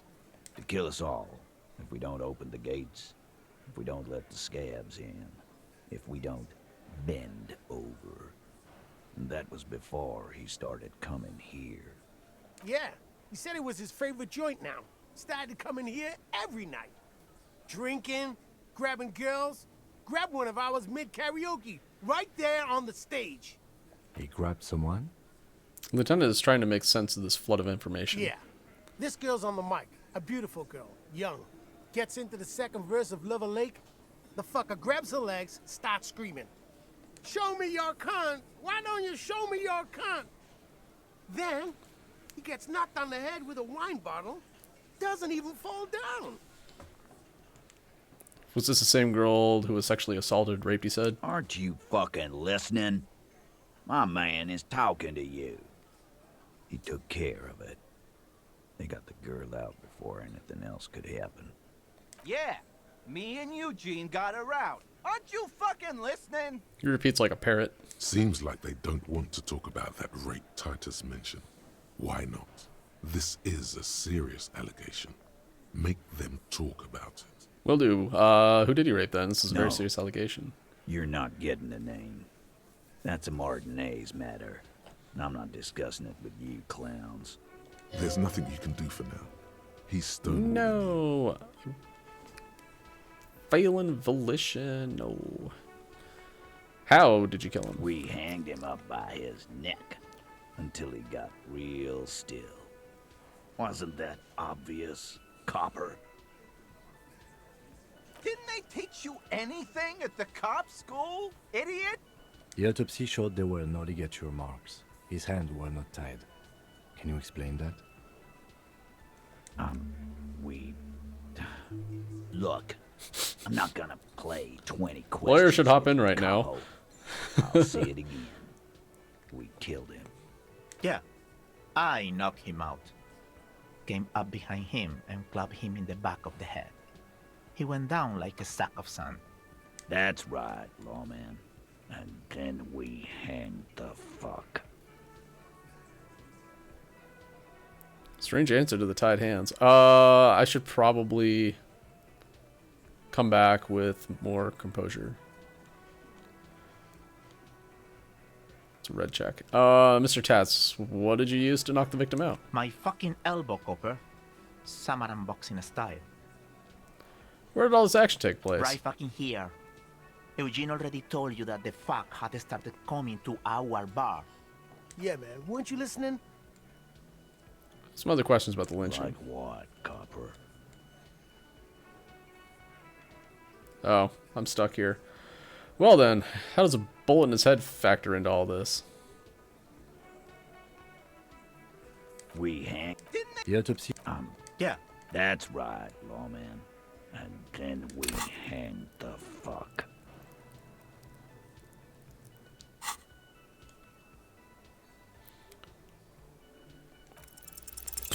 Actually, they're admirably, surprisingly composed. The entire room. Oh well. Given how many questions you've lobbed their way. All of them? Maybe one of them is fidgeting, cracking under the pressure. Damn it! We missed, Fat Angus being Well, iffy. this one, but he's always fidgeting. So Like what, Copper? How does a bullet in his head factor into this? Huh? A sip of beer makes the surprise go down easier. There was a bullet in the dead man's brain. Why was it there if you hanged him? How the fuck do I know? Anyone could have shot him. Target practice, maybe. Another said he's tight-lipped suddenly. This line of questioning is over. You got the cause of death already? Hanging. If there's any post-mortem trauma, it's your problem. This will not turn into a cross-examination. So, what are we going to do now? Nothing. Your investigation here is done. Leave Martinez, go back to your stations where you belong. I think we're going to stick around, thanks. Some things don't add up here, Titus. Lieutenant closes his I've notebook. done this job for long enough to know that people don't just confess to first-degree murder. Even if it is a group responsibility. We're going to look into this. Good luck with that. You've heard everything a rent-a-cop is gonna hear from us. Real law officials. Yeah. Beaten. Week when I first met. Well, that's too bad.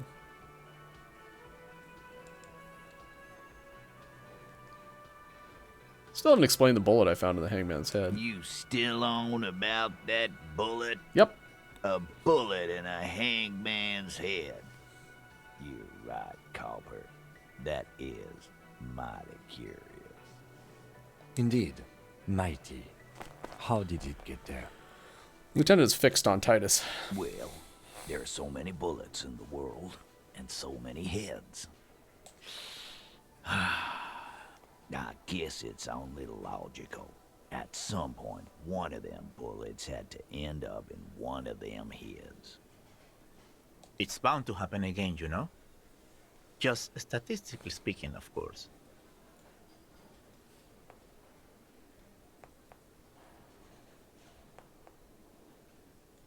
Don't worry, we'll figure this out sooner or later. Never been worried in my life, lawman. I forgot that I haven't actually looked at the bullet yet. He crosses his hairy arms, having forgotten his beer for a It's moment. not like you blew it wide open, but there's a little crack in there somewhere.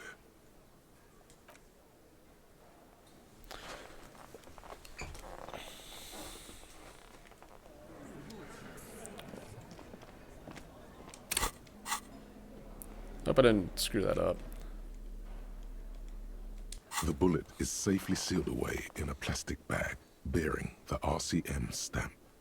Kim has filled out the label on the bag with the item number, case number, and date and location the bullet was found. Beside his orderly handwriting, the bullet looks especially sad, like a tiny, shriveled head of cauliflower. What do I do with you, Bullet? What? Lieutenant steps closer. I said, what do I do with you, Bullet? Well, if I was the bullet, which I'm not, I would say find the weapon that shot me. Good idea. If we find who owns it, we will have likely found who used it, possibly to kill our victim. In conclusion, the more we know about this bullet of yours, the better. The squashed bullet has some sharp edges where the jacket has split open. It feels cold, even through the bag. The jacket of the bullet is made of a yellowish metal. It has blossomed out to reveal a dark grey core. The base of the bullet is close to 5 millimeters in diameter. Look at the jacket. You can just about make out a few striations near the base of the bullet. Little hairlines, linear. It feels standard. And the core? It's quite destroyed. Some of the fragments are still lodged in the wound. What can you say about the bullet so far? It's a jacketed bullet, close to 5 millimeters in diameter. A jacketed bullet. Okay. It would have been shot from a military-grade breech-loading rifle, not from a muzzleloader like those typically found on the streets of Martinez. Even the RCM uses ordinary unjacketed conical bullets. This is strange. Very strange. I like this, officer. Strange means unique. Unique means incriminating. We need to find the gun that shot it. Something tells you that won't be any time soon. This'll have to be one of those epic tasks that's open for a while. Okay, hand-eye coordination.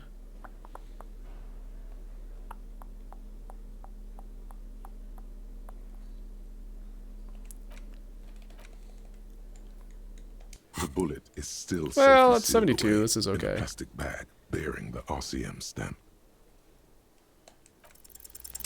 A rifle, Cool. Revolutionary period. Your bullet looks to be an old 4.46 millimeter from the surplus left over from the turn of the century.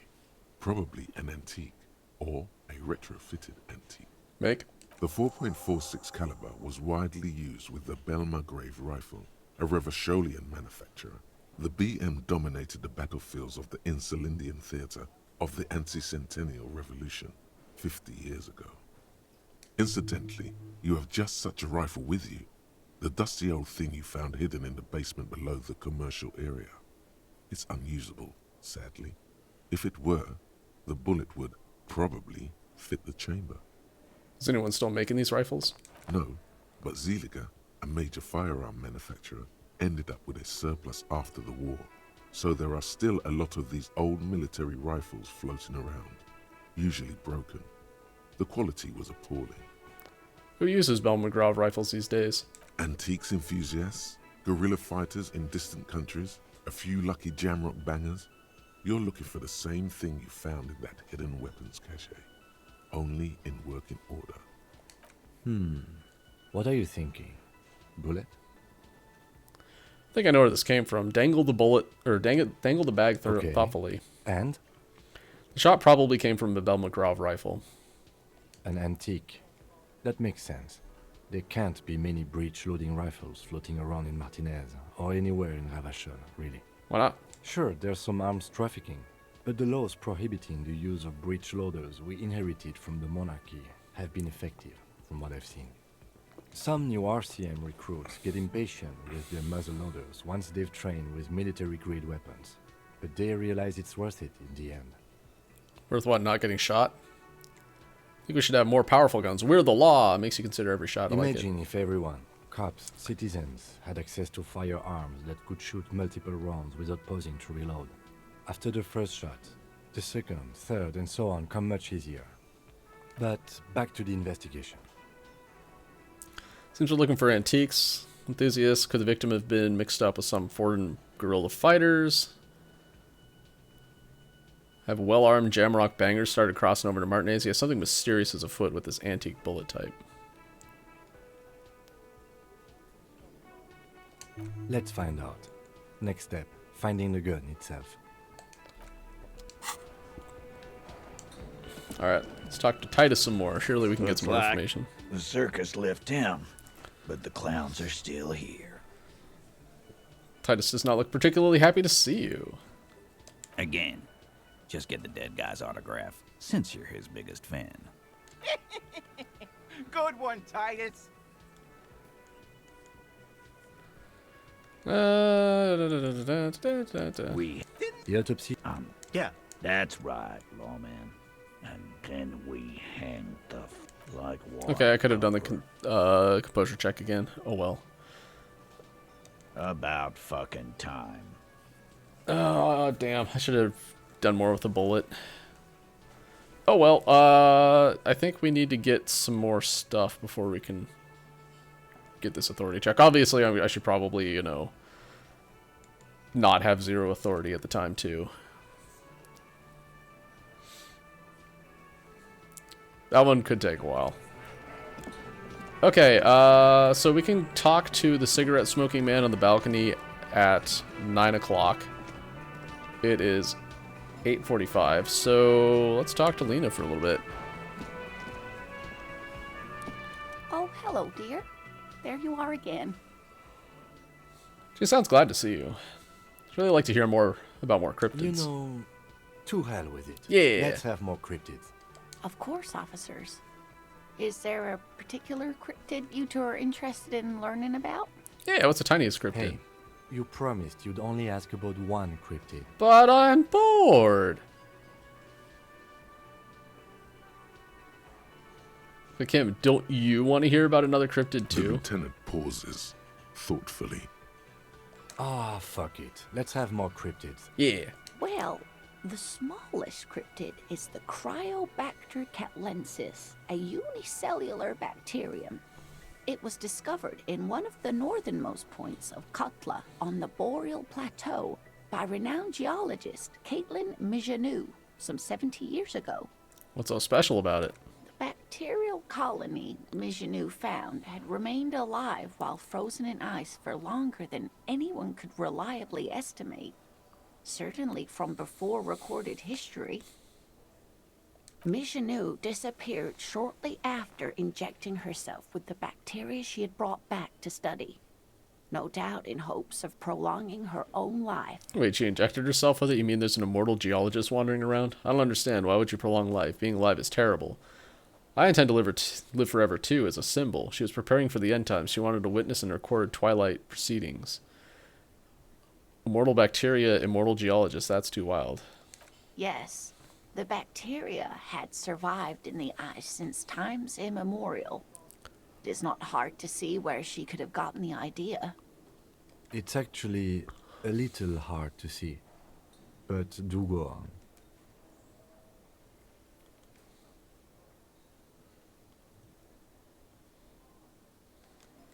Yes, and she's quite mad, too. After she treated herself with the bacteria, she stopped aging, but also became increasingly eccentric and irascible, so that even her oldest friends were forced to pull away. We can assume that she has been living somewhere in the wilderness for decades now, all alone except for the Cryobacter catlensis coursing through her bloodstream. What's the most dangerous cryptid? Do we want to get Called Mamadakwa in right now? Nah, not yet. The gnome of Jeroma. The Gnome of Jeroma, that sounds terrifying. Gnome of Jeroma, that doesn't sound too bad. Oh, it is. None of its victims survived. Grieving relatives never even found their bodies because the gnome's venom dissolved organic tissue. Oh, what does it look like? It was reportedly a small creature with webbed fingers and a protruding forehead and a gangly little thing. Quite scary to look at. A couple of campers found it when it was already dying. They heard an odd wailing in the woods and followed the sound. They were scared and wrapped it in tarpaulin to suffocate it. It still took the Gnome of Jeroma an entire day to die. If the body of the creature was found, why aren't there detailed illustrations of it in science textbooks, confirming the existence of this very little species? Alas, the first scientist who got his hands on the creature's corpse put it in a jar of formaldehyde, thinking that would detoxify the gnome's venom. Instead, all the venom leaked out of the creature's teeth and into the surrounding liquid, dissolving the creature itself. Convenient. A poetic end, perhaps, but a real loss for science. She says mostly to herself. Okay, well, we'll just go down the list, I guess. Is that a cryptid on this pen you gave me? Take out the pen she gave you. Yes. It's the kind green ape. Half war story, half undiscovered species in the genus Homo. War story? Yes, it was reported by soldiers in South Safra during the war. The kind green ape would visit bunkers during the night, healing wounded soldiers with its saliva. Wow, with its saliva? Yes, it has amazing healing qualities. Some soldiers reported growing back limbs, regaining their sight. There was something about an undiscovered subspecies of man? Indeed, there is. It's our closest relative among the cryptids. Same taxonomic family, different genus. Which is to say, the kind green ape is a species with which we share a common ancestor and that evolved parallel to our own. Just like your partners. Wow, casual racism by Lena. Pretty sure Kim is the same species as us. To suggest otherwise is stupid. The lieutenant looks at you, pleasantly surprised. I have the inexplicable feminist agenda. I've got No, got your back. I didn't mean to imply that Saelites are inferior to us in many ways. You are superior. For example, your earwax doesn't have a foul odor like Lena, why are you ours so does. racist? A tremendous evolutionary advantage, I'm sure. But perhaps we've had enough speculative biology for today. We still need to burn some time. Are there any invisible What cryptids? an interesting question. And the answer is yes, there are. Oh? Of course. All fairy tales have someone or something invisible in them. Shush, Kim. She's going to tell me all about the invisible cryptid. What is it? It's the Col de Mama d'Aqua. Its name means thin whisper of sound, and that's precisely what it is. Self-replicating sound waves, invisible and intangible. The Col de Mama is very afraid of us, which makes it incredibly difficult to track. So it could be here, right now? It could be. As I said, it could be everywhere. And we wouldn't know any better. It could be ringing all the days of our lives and nights. What does it sound like? Like nothing. It's such a high-pitched sound that us humans can't hear It's it. Nor tinnitus. can other animals. It could be ringing right outside your window and you wouldn't even know it. It could be anywhere. Everywhere, even. Fine, I'll bite. How can an animal be a sound? Many scientists have asked the same question. Some have claimed that it isn't itself a sound, but a tiny corpuscle that emits sound waves. But there's no evidence to support this theory. Okay, what evidence is there of this animal being a sound? Why is the Mama d'Aqua so afraid of us? Plenty. It's the evidence that led to its discovery.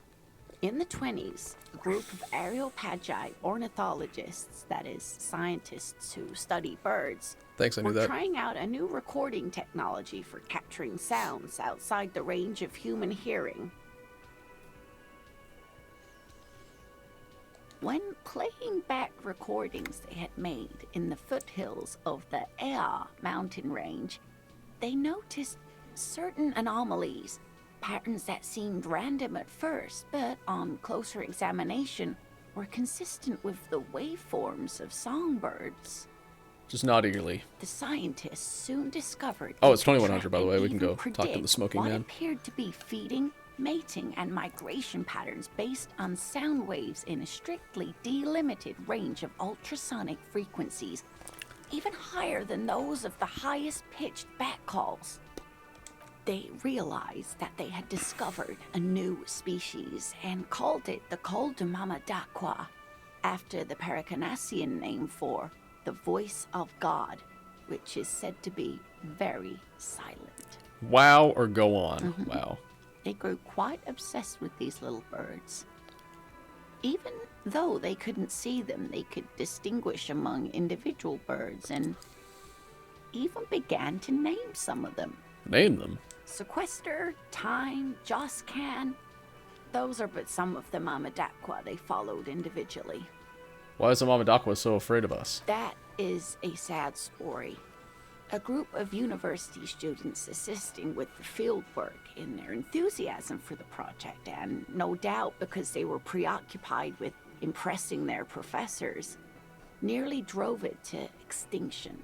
Extinction? They tried to communicate with it and had no other means but sound. So they started sending out sound waves at frequencies they thought might match the Mamadaquas. And what happens when a sound wave meets another sound wave of the same frequency, dear? Cancel each other out. Exactly. And these tests Physics. were performed so recklessly that when they happened upon the right frequency, well, they wiped out most of the population. Great regret washes over her. A wending cloth. After that, the corpuscle appears to have migrated elsewhere. There have been recordings of anomalies similar to those spotted in Ea, but they've been few and far between. It's impossible to confirm the presence of any stable Coltamamadaqua population anywhere. Of course. A common thread in these. Disappearance and unfalsifiability. I like the story, though, ma'am. I'm glad you did, dear. She seems genuinely sad. Interesting. What about? What about what? Man, I just can't get enough of these I'm cryptids. glad you like them, but I'm not really one to tell you about all of them. You should ask my husband if you get the chance. He's the real expert. That's all for now, ma'am. We have a smoking man to go talk to.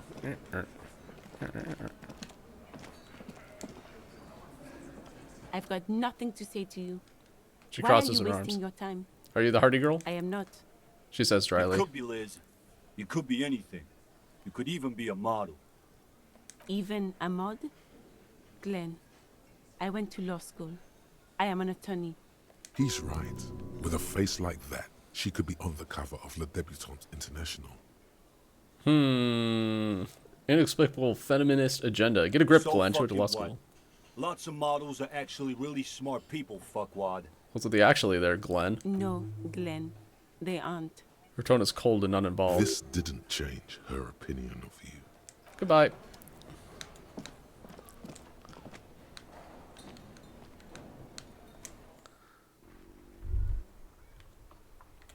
Was that? Could it be? The Coldamamadaqua? No. I'm gonna It's probably just your entertain this thought because I might actually need this one. Oh shit. We're about to have an ad break. Hold on. I'm gonna take a quick break here then. BRB. Let's mull on the Coldamamadaqua in the meantime.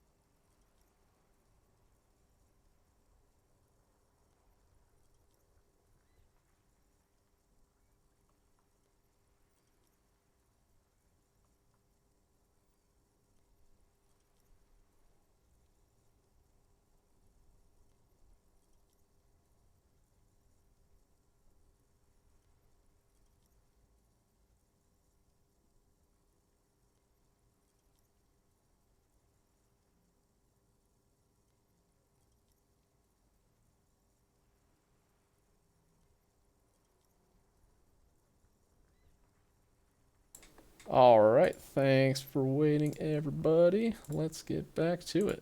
There seems to be an extremely high-pitched ring. Ultrasonic. Lena said it was very high-pitched, right? It's like something tickles your ear. Honestly, your ear isn't hearing a whole lot. The distant hum of the industrial harbor, the traffic. But, admittedly, there is a high-pitched noise somewhere there too. But then, isn't there always? Wait, Kim, do you hear a high-pitched noise? No, I don't hear the Koldomama d'Aqua, and neither do you. Of course he doesn't. He's deaf. Listen closely first. There it is again. You're about to rediscover a long-lost species. It must be very close. Maybe, just maybe, it will come toward you. Keep still. It might perch on your shoulder. What are you doing? You're a police officer, not a pansy ornithologist. The only birds you should be looking for are healthy women of childbearing age. Hold very still and hope the bird comes to perch on your shoulder. Move your head toward the sound. Oh no. The sound. It's moving away. Somewhere over there. Go after it. No. Too late. It's gone. There is no ringing anymore. Oops. Just the sound of the streets. No, come back, please. Listen more. Go then, leave, like everything else. Keep your ears peeled, then. If the species really has migrated to Martinez, you're sure to hear it again.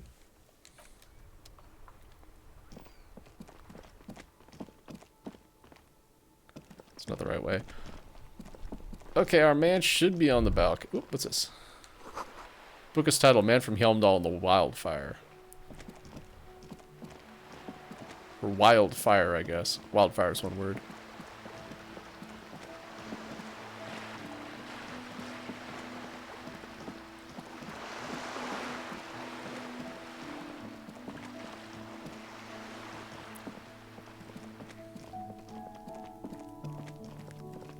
Is he up there? He is. Okay.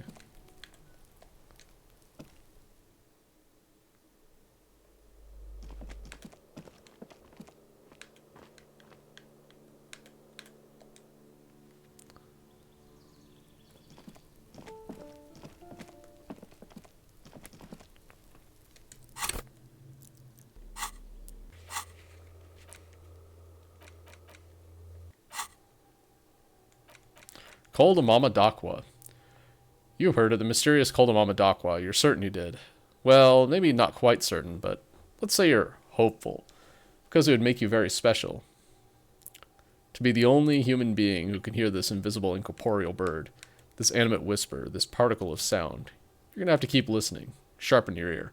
Okay, so I have gotten Koldomama d'Aqua on a previous playthrough. It's +3 perception, -1 encyclopedia. That's a really good trade-off. So if I'm finding my perceptions a little bit not great, that would be a good way to jack it up. So, yeah.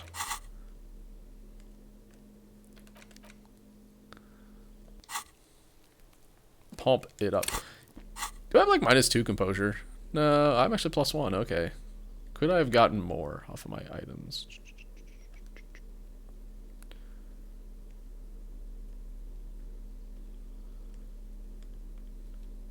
No.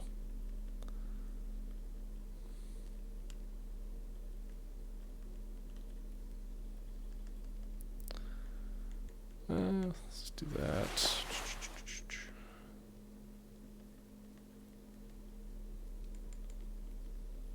I'll need visual calculus in there. Let's see. Do I have any no downside stuff? Yes. Yes, I do. I'm okay with what I have right now, though. Gendarmerie, you found me. Well, you didn't move. The young man on the balcony gives you a bright smile before taking another drag from his cigarette. It feels like a Friday. He seems to be in a good mood tonight. I found a key hidden under a stone. Was it yours? It was mine. My friends use it from time to time to visit me. He looks at you. Something sparkles in his eyes. So tell me, are you here to make things right again? That's what I'm aiming for, yes. Honestly, I'm just trying not to screw anything up. I'm not going to make things right. I'm going to make them spectacular. Ignore his question. I was hoping to talk about a possible witness. Your balcony overlooks a murder scene. Beautiful. He says again. A nearby street lamp casts shadow on his chin, drawing out slender cheekbones. Only 4 on that. Okay. I have some good news for you. My Sunday friend is visiting me tonight. I told him about you and he'd like to say hello. Step in. He's already waiting. Is it Friday? It feels like Friday. Today is Friday in California. Actually, it isn't. It's Thursday in California right now. We're precise here on the nearest stream. He nods you towards door 28. Is it Friday tonight? It feels like Friday. It does feel like the end of the week. It's so magical. The white falling against the black. Why would I want to meet your friend? Trust me. You do. Very well, I'll talk to him, but first I want to talk to you. I have so many questions. That's nice, but I don't have anything to tell you. It's my friend you're looking for, not me. He takes another drag of his unfiltered cigarette and looks around. It's getting dark, and the neighboring windows have lit up, one by one. Downstairs, a cat crosses the yard. Kitty! Disappearing into the bush. Besides, I've got to run. He's going to leave you alone again. That's sad. Something tells you you're never going to talk to an individual this cool or mysterious ever again. Run where? But I just found you again. If you go if you must. I don't care. I don't care about people leaving me all the time. Jesus Christ. To the city. It's a beautiful night. A man on high heels stumbles out of a basement club, music blasting over the entire district. It's chilly, and as the chemicals hit his nervous system, 1,000 shivers ripple through his body. Only if you promise that we'll be talking and it's important. Something flutters in the corner of the lieutenant's mouth as you're saying those words. We'll talk. Just not tonight. Take care, alright? He says with another disarming smile before slipping off into the night. There's something so different about him that I just can't put my finger on. Different, of course. The shirt, why is it always unbuttoned? He's such a good listener. I like talking to him. There's just something so mysterious about the way he talks and moves. He smells good. What on earth does he smell so good? Something so mysterious about the way he talks. Lieutenant squints his eyes, trying to hold back laughter. Very mysterious. Very. He's barely holding it together. It's all he can do to keep from bursting out in laughter. Come on, detective. Let's go. We've got a potential witness to interview. His Sunday friend, remember? He nods at the apartment door before you. Alright, this is the only time I can go in this apartment, so let's make the most of it, yeah? A quarterly business magazine.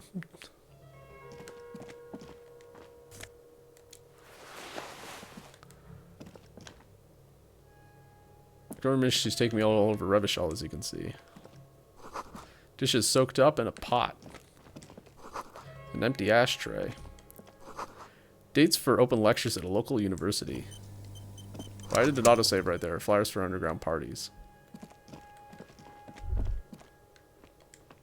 Expensive men's perfume lingers in the air. An old photo of the same apartment dated year 01.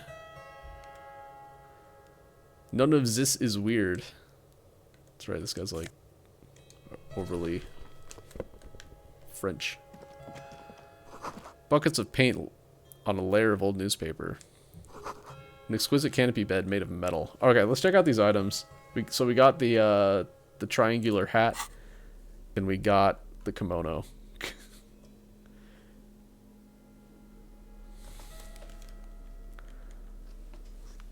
Sumerian conical hat. Sumerian, yeah, whatever. Logic. Plus logic minus suggestion. Insensitive bachelor party vibes. Super logical for a cop to wear this. Yeah, I know, right? Isn't it? Then, yeah, plus drama, plus electrochemistry. This is actually a pretty good item. I prefer the one I'm wearing now because it's esprit de corps and shivers, and those are just more useful in general than drama and electrochemistry, but still. Become the dragon. The dragon of Dojima. Become an addict in a strange bathing robe.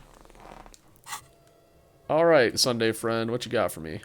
Officers of the Revachol Citizens Militia. The man in business casual removes his cufflinks. That isn't. He's wearing a tie. That is not business casual. Whoever said that is lying. His hands are clean and well manicured. This is a man who knows the importance of appearances. My name is Charles Vildrouin, and I am an official with Okay, the coalition government.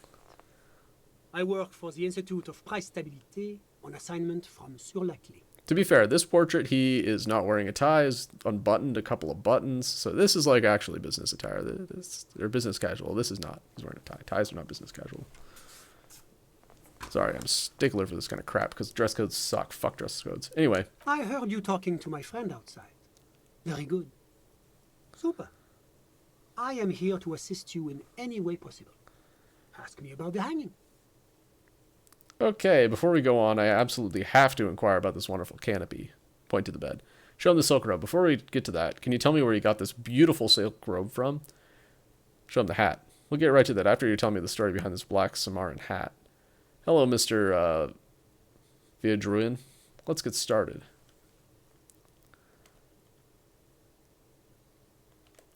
Robe. Oh, we got it from an atelier in the East Delta Commerce Center. Personally, I think it's a little culturally insensitive, but the material is great. Sadly, the shop is now out of business. That's really all I can tell you about it. Forms a little rooftop with his fingers. Cold air sweeps in from the balcony. The lieutenant takes out his notebook and nods to you to proceed. What's an official like you doing in Martinez? You actually witnessed the lynching. Could you tell me about your friend? Thanks. I've got all I need. The coalition is only looking out for the price stability. Inflation is a killer, like a heart disease blocking the normal circulation. He works for the Federal It must be Reserve. controlled. The economy impacts the entire international community, which is why it requires international oversight. Okay, but what are you doing here in this apartment? Is there some kind of bureaucrat? What is this international community? What is the price stabilité? Enough business. Let's talk about something else. Yes, as I said before, I am a commissioner from Sur-la-Clé working for the Institute of Price Stability. This is one of the main projects of the Moral Inter. It is the most important thing. That doesn't tell me anything. It's the central goal of any sound monetary policy. Maintaining the price stability is essential to maintaining high levels of economic activity, which is essential for maintaining high levels of employment, which is essential for maintaining the social stability. Basically, it makes sure the price of bread doesn't change. Précisément. Too much inflation, bread becomes too expensive. Too much deflation, it becomes too cheap for bakers to produce. That's why the Institute of Price Stability works to keep inflation just below 2%. This is fascinating, but I wanted to ask you something. No. Below 2% of what? But not too far below. No. Too below is also bad. Below, but close to 2%. You're not answering my questions at all. The coalition believes in the importance of informing the public about the benefits of the price stability. Transparency is one of our principles. Would you like an informational pamphlet? Yeah? A sound monetary policy is essential for addressing uncertainty. Stability is the raison d'être of the Moral Inter. It's the reason why I identify as a moralist. But oh, I don't have my leaflets on me today. No! That's too bad. You can always call our information line. Making information available is part of the Moral Intern's commitment to transparency. I want to know more about the Moral Intern. Tell me more. It's the International Organization for Moralists. Hence, Moralist International. The Institute of Price Stability is just one of its many mind babies, as is the coalition. Turn to Kim. So what I'm hearing is we're Moral Intern bitches. Oh, so we're actually working for the Moral Intern. That doesn't seem so bad. There are more nefarious powers to work for than the Moral Intern. Turn back to the Sunday friend. Are you a moralist? But of course. But why? Am I a moralist? I'd say so, yeah. Well, do you value freedom? Do you believe in a normal, stable world governed by democratic values? Lieutenant, are you a moralist? What is a normal, stable world? Martinez doesn't seem very normal or stable to me. Me? I No politics. You've managed to catch the lieutenant off guard, but only for a moment. He quickly recomposes himself. I'm a lieutenant of the RCM, dedicated to maintaining law and order in Ravachol. A very moralist answer. That is a very moralist The answer. lieutenant is practiced in the art of putting on a show for one's superiors. The Occident is part of the normal world. Oranje, sur la clé. Martinez doesn't seem very normal or stable to me. Martinez? No. Martinez is something else. What about the rest of Revachol? Is it part of the normal world? Revachol is generally difficult. It's led by an interim government, which means it hasn't yet achieved full democracy. But they are working towards it. You're all doing very well here, relatively speaking. He gives you an approving nod. We have to achieve our goals incrementally, small step at a time. I don't think I'm a moralist. Moralism sounds incredibly boring. I want more action. Moralism is the ideology of foreign occupiers. Revachol must be governed by Revacholians. Democracy is a meaningless sham, as long as the working class is kept under the boot heel of the capital. I like it every time I'm talking to people and choosing option D. None of the above. Is that moralism? Is this Sure is. option D usually the most reasonable answer? Yeah, as everything else is super extreme. It's like living with a bunch of lunatics. Sounds like you're a moralist indeed, my friend. Welcome. Moralism is all about compromise and achieving the achievable. It's pragmatic, realistic, and level-headed, an ideology for doers. Are you a doer, my friend? It looks to me like you are. Now, enough of this delightful political interlude. Was there anything else you wanted to ask? No, we're not done with politics yet. Tell me about the international La community. communauté internationale is what Revacholians colloquially call the coalition. In other words, the nations that stopped the disaster of the revolution. And what do I call the coalition? Your employer, Yeah, fair technically enough. speaking. The governing authority of Revachol. The RCM is but one part of this provisional administration. Okay, tell me more about Sur le Clay. What's there to say? Sur la Clé is a modern, urbanized And it's basically just reading from the measures CIA very high on the Human World Book or Development whatever it is. Freedom Index. Fact book, CIA fact book. Mostly, though, it's known as the executive heart of EPIS. Moreover, it is a great sponsor I need of encyclopedia less higher. enriched countries. Revachol is only one of Doing the that right now. darlings whose progress it supports and cherishes. Darling, that can't be an official designation. What makes Revachol Sur le Clay's darling? Because a great percentage of Revachol's culture hails from Sur la Clé. Its language, its people, its cuisine even. Or at least in the downtown La Delta area. Jamrock and other parts of the international zone have been mercifully spared of Sur le Clay's love for meatballs and mashed potatoes. What's wrong with meatballs and mashed too? Sounds good. Alright, tell me about Oranje. Oranje is an exemplary nation who, as a core member of EPIS, contributes 28% of our annual budget. Next to Sur la Clé, Oranje is probably the most prominent member of the international community.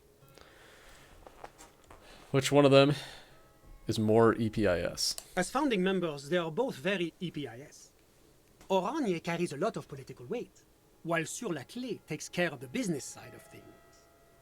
Sur la Clé hosts the headquarters of the major EPIS institutions. Okay, outside EPIS, what is Oranje? Oranje's economy is one of the most advanced in the world. It has successfully transitioned from heavy industry to advanced services and generally acts as an engine for sustainable change in the international community. But that didn't tell you anything about Oranje. Can't you just talk like a normal person? About what? About Oranje, just tell me what it's like there. Oh, it's very urban and very well organized. Their streets are clean, their horse cars run on time, the people are polite and efficient. Germany! Like I said, they are an example for less emerged nations to follow. I mean, Netherlands, but whatever. Okay, but what are you doing here in this apartment? Ah, well, I'm renovating it. It is an interesting project. The building used to be a 12-story skyscraper before the cannons took the top 4 stories off. This, of course, happened when the coalition forces landed here. You could say I'm undoing some of the material damage the international community caused when we arrived here.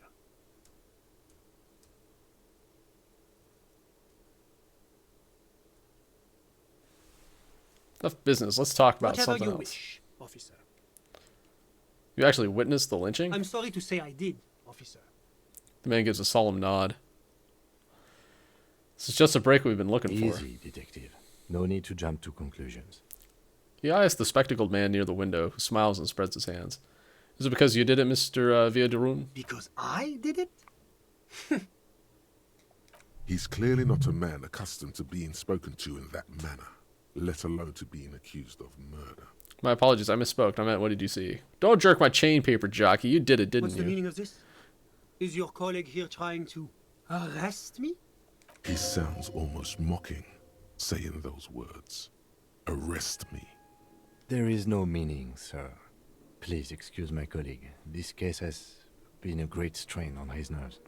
Back off. Now. This man has diplomatic immunity. It serves no good to accuse him of a crime he didn't commit. Kim's right. I'm sorry, I haven't been myself lately. Or maybe I've been all of myself at the same time. I can certainly understand that. That hanging was a surreal play. Everything since then has been too. I was on the balcony when it happened, getting some fresh air.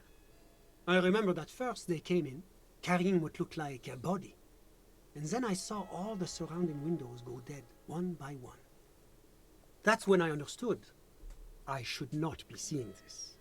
Sounds like the victim was unconscious, or at least incapacitated. Interesting. We already know he was dead already. Anyway, it sounds like the victim was unconscious. So, okay, yeah, right. Who are they? Can you describe them? How many of them were there? What happened next? I couldn't see their faces well, and there were quite a few of them. But they were very loud and very Martinez. He pauses, looking for the right wording. Let's just say that the laboring classes can get rather expressive with their profanities. How many of them were there? I couldn't tell you exactly. Less than 10. Maybe 8? The lieutenant sends you a sharp look at the mention of that number. Are any of them huge, like 200 kilograms huge? That's a giant you're describing. No, they were all quite Not human. giant, just as far as I could tell.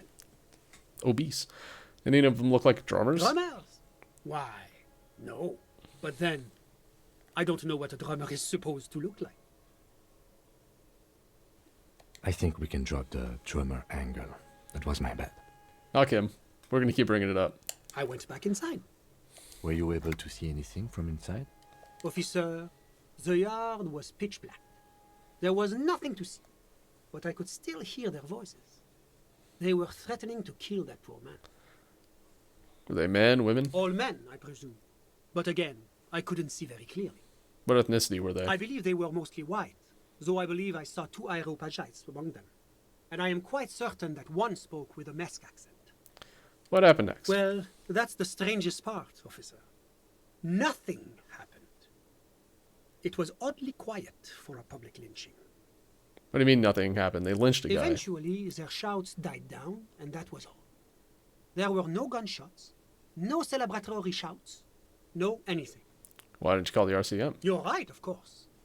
That is what one is supposed to do in such circumstances. I was simply in shock. I'm afraid I don't have anything else to add. About what time was all this happening, approximately? All I can say is that it was late. You didn't check your watch? My watch?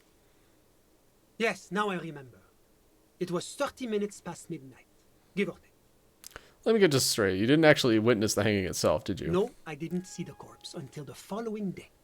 It seems this wasn't the break you were hoping for. Hey, Kim, you were hoping for I it think too. we have everything we need. Thank you for talking to us, Mr. Villedroit. Of course, anything I can do to assist the RCM. Can you tell me about your friend? Ah, my friend. My friend is a good young man.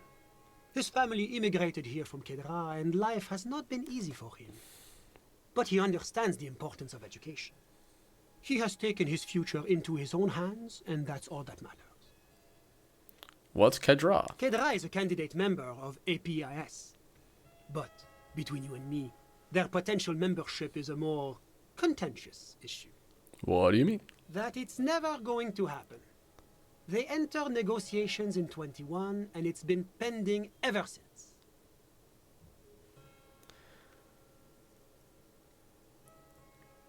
So Turkey then. What's this EPIS you keep talking about? EPIS is a very special program developed by the Moral Intern to support certain Occidental nations. It began as a unified system of weights and measures, which proved to be a wild success.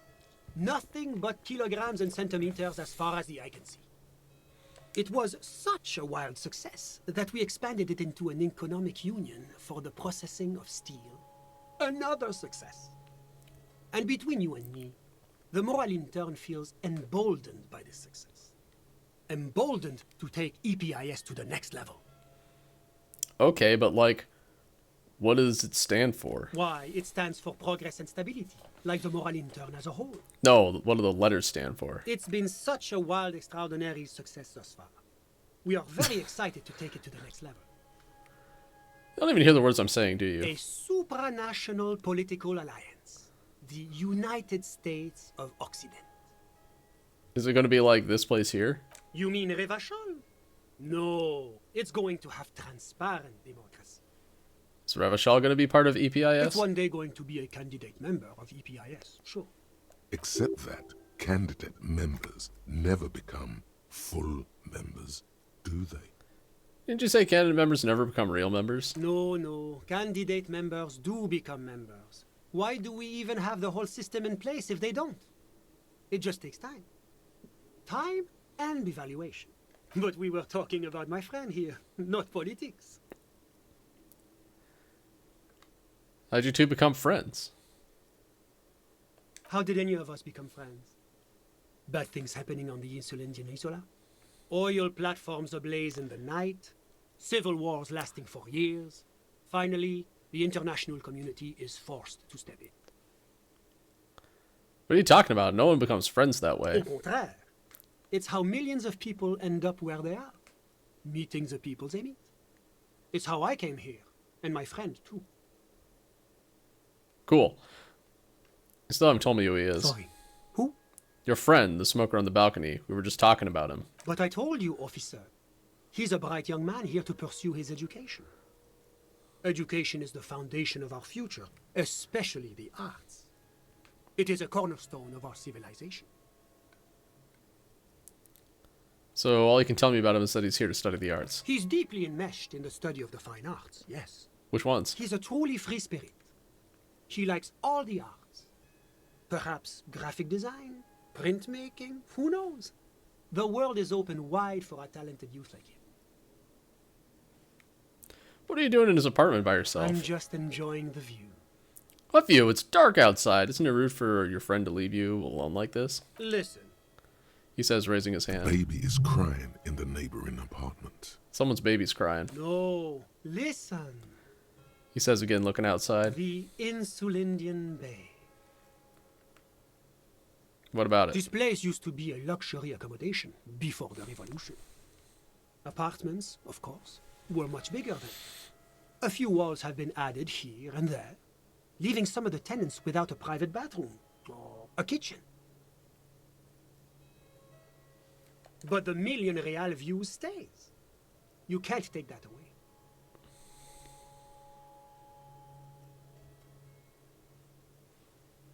I was asking about your friend. My friend comes and goes. I'm sure you've seen him around. He's a busy bee. A busy bee? What an odd choice of words. I'm all ears, officer. A moment, officer. Yeah? Do you have everything you need from me? I'm afraid we won't have the chance to speak again once you leave. Hold on. Why can't we talk later? It's against diplomatic best practices for an official in my position to be discussing murders with local militiamen. And I'm pressed for time. After you leave, I should be leaving as well. I'm not going anywhere. I just want to have a look around this apartment. Sure, go ahead. It's a beautiful space. Let me know if you have any further questions. Okay.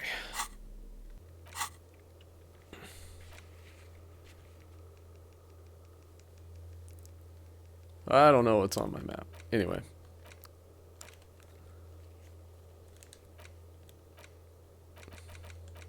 get the body down. That was weird that it was all justified there.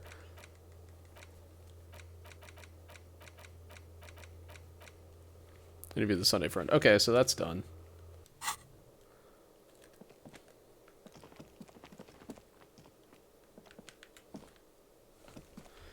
Okay, let's do a quick scan over everything in this apartment to see that there's no terror or anything.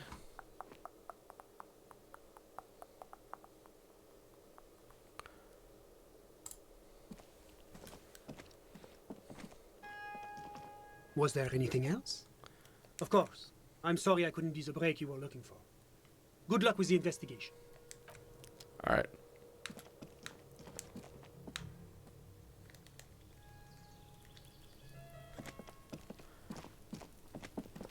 Okay, so he's gone forever. That's fine.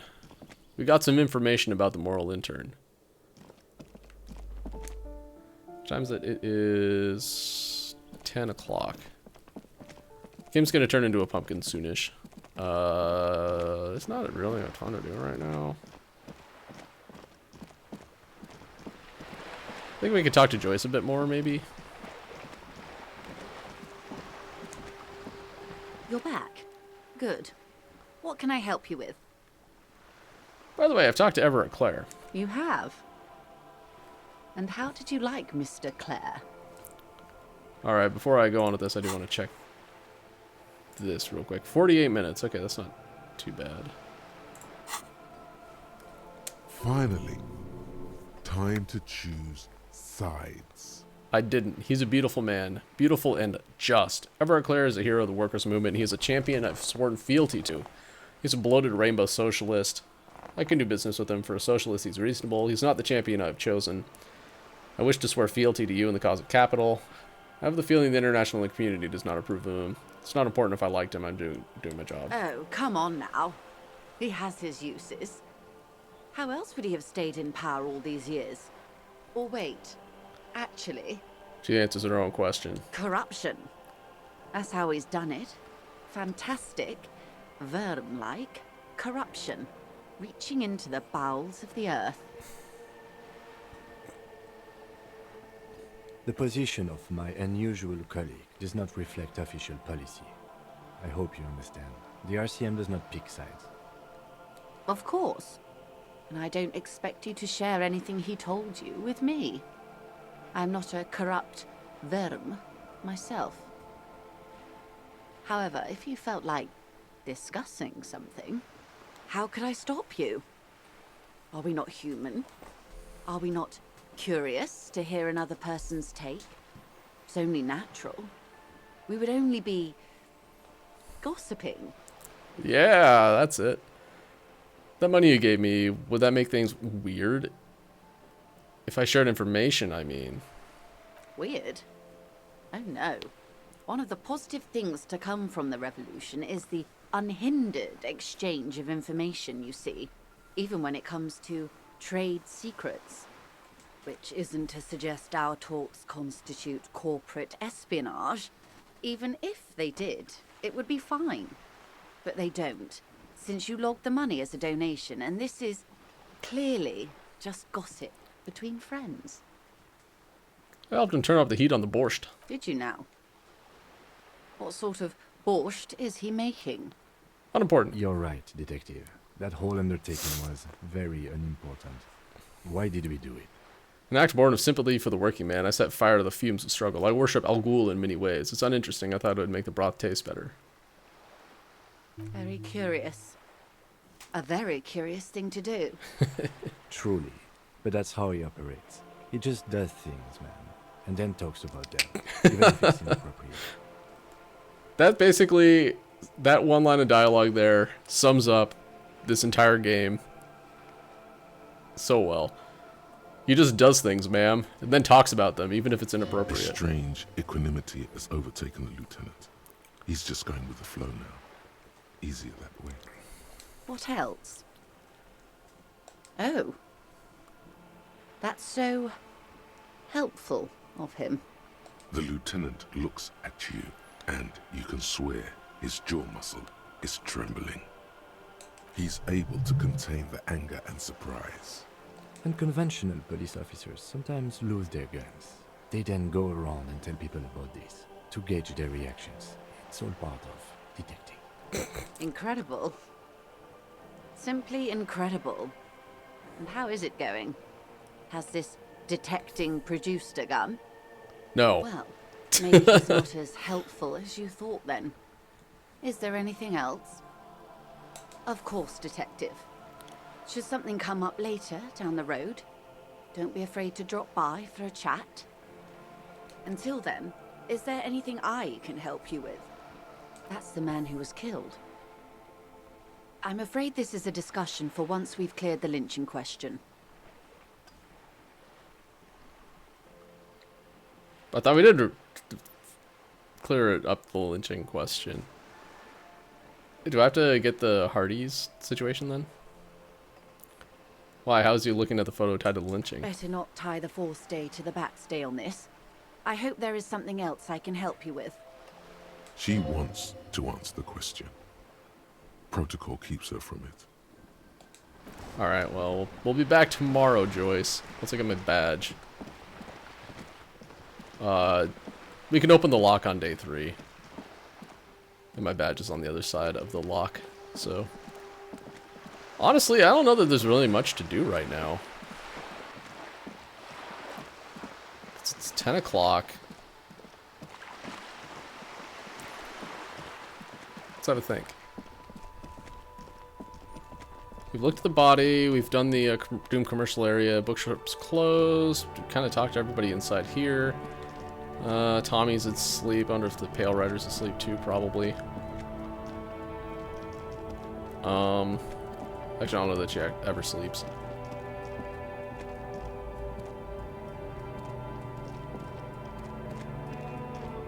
Nope, she's still there. The woman still has her eyes fixed on the photograph in her hands. In the background, the radio plays. No response.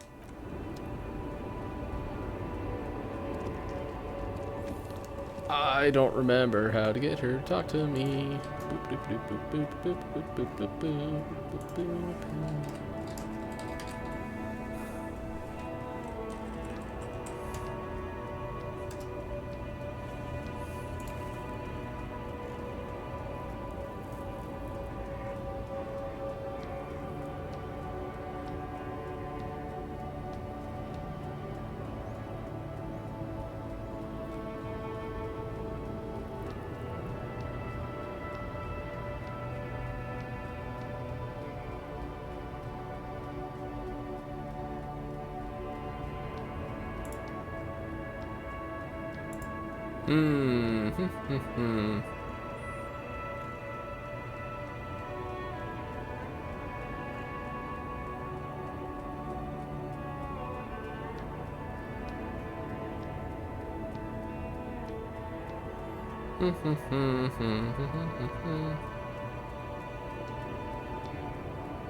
Yeah, I don't know.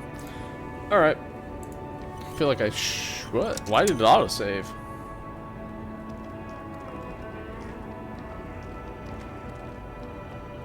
I feel like I should have been able to talk to her by now. Eh, whatever.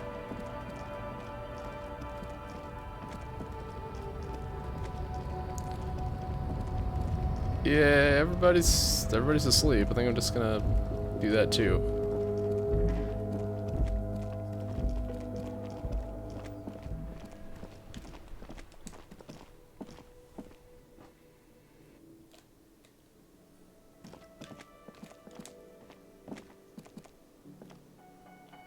I was too efficient. Looks like the circus left town, but the clowns are still here.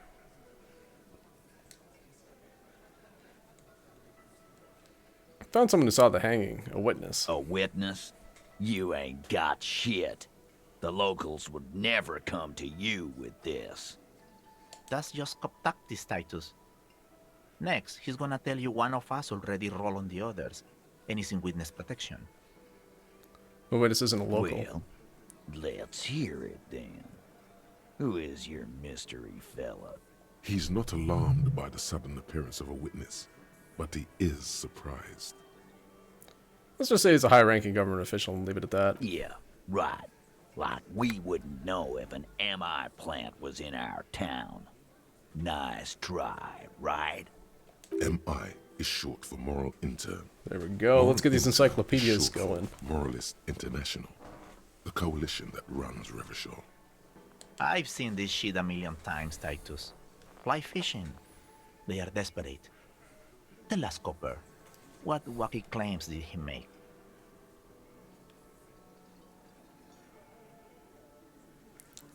I just said the hanging went down very quietly. No shouting, no commotion. Arab guy? Boss, I think he's trying to say me and Theo. Well, yeah. What is confusing you? Eugene, Theo, and Elaine were there too. I already told you. We were all there. Does it look like a surreal play? Those flaccid MI cocks with their culture language. Everything's a surreal play or sublime whatever. Doesn't mean anything. It means the whole scene was long and drawn out, like it was from a film. What is this fella's problem? Sorry we didn't make it more action-packed. It wasn't the first thing on our minds, you see? Shanky. It's Shanky, right? I thought there's something wrong about the lynching story. Now I know there was. You don't know shit. I know you are lying, Shanky. It went down very quietly. No shouting, no commotion. It's you assholes that feel the need to go around like a fucking brass band. The Hardy Boys are dead silent. Yeah. It's like they put cowbells on you before they send you to the streets. What's with the cowbells, policeman? Got a fever. They're avoiding having to answer this question. Imagine you guys drinking and singing lynching songs. What's a funeral silence? We were drinking, weren't we, guys? I hit the bottle hard. I was drunk as fuck. Right. I'm convinced, Glenn. Nothing off here. Just a regular hanging. Bullseye. Glenn looks around uncomfortably. The lieutenant hit a nerve. Some witness. I pulled the same shit. Came up with some shit, then went and said it to people. Get a reaction. Don't have to go to cop school to try that. You don't have to go to school for shit. I never went to school, and I'm doing great. You're doing a hell of a job, man. Hell of a job. So much bluster to hide the fact that they're uncomfortable with you having this info. Alright, see you guys later. So 16, if I get 3 more, I basically still have to roll 12. Alright, never mind.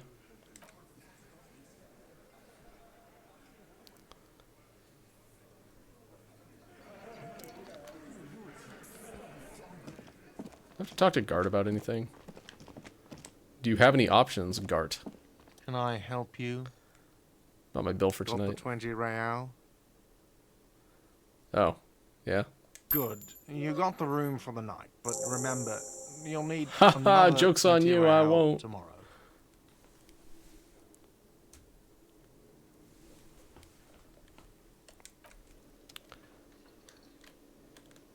Alright, well... There's really nothing more to do. I'm just gonna pack it in.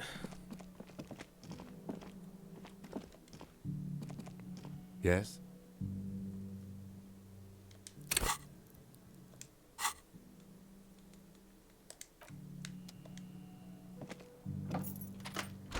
See you in the morning.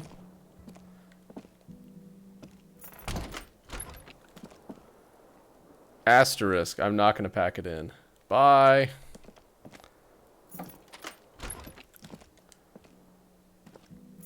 We got some boots to retrieve.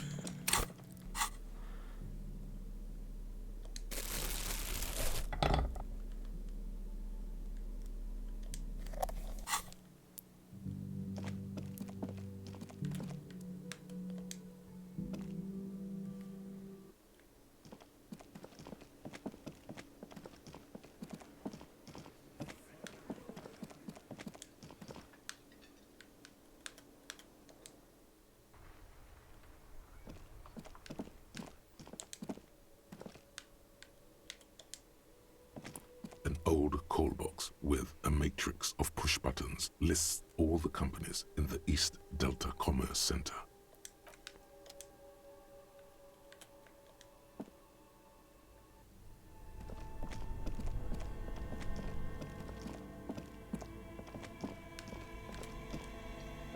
The bear's eyes are still glowing red. It's guarding over the freezing corpse hidden inside its belly. The body is reluctant to let go of the boots, as though it were its last bit of dignity. You're going to need to summon all your strength for this undertaking. Whatever you're planning to do, you need to do it before you catch pneumonia in the cold draft coming from deep inside the fridge. Okay, let's pull on the right boot. It's not completely useless. You're able to reveal a little more of the putrid polymer sock beneath the boot. Pull on the left boot. It feels like the leg is going to come off along with the boot, but you're able to get the boot to move a centimeter or two. Just relax. This is easy. This is happening. See? The corpse doesn't care if you try to take his boots. He doesn't need them. He's probably glad to get rid of them. Try adjusting his position first. Try to twist the boots off one by one. He's too heavy to move by yourself. A great mass of dead muscles, with hoarfrost covering his milky eyes.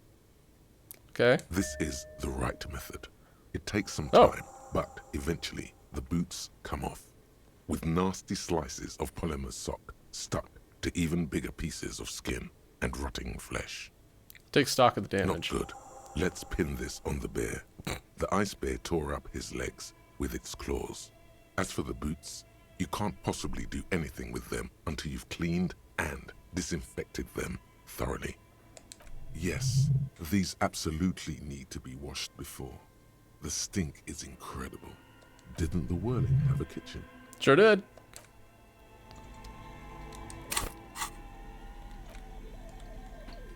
These boots were probably left on the corpse because they were impossible to pull off while it was hanging. They're not exactly pleasant to look at right now, much less smell. Hopefully, you will know who they belonged to very soon. Will I ever be able to wear them? The size seems about right. Once you get the foul-smelling flesh gunk out. Isn't there a saying about walking in another man's shoes? You've seen too much to be that naive. Even if you don't remember it, you'll never know what it was like to be him. Okay, we do have a bunch of books we can read.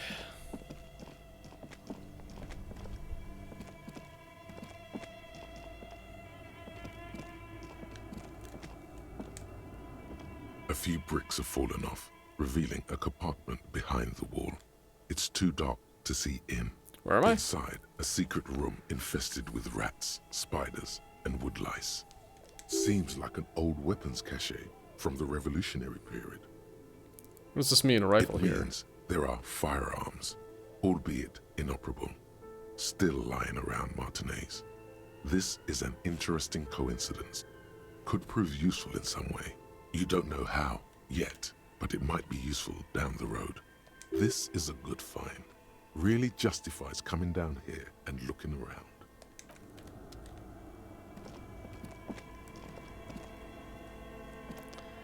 Do. We're gonna go. Oh, I missed a spot. Money! Cellar window. People's feet shuffling by this on the street.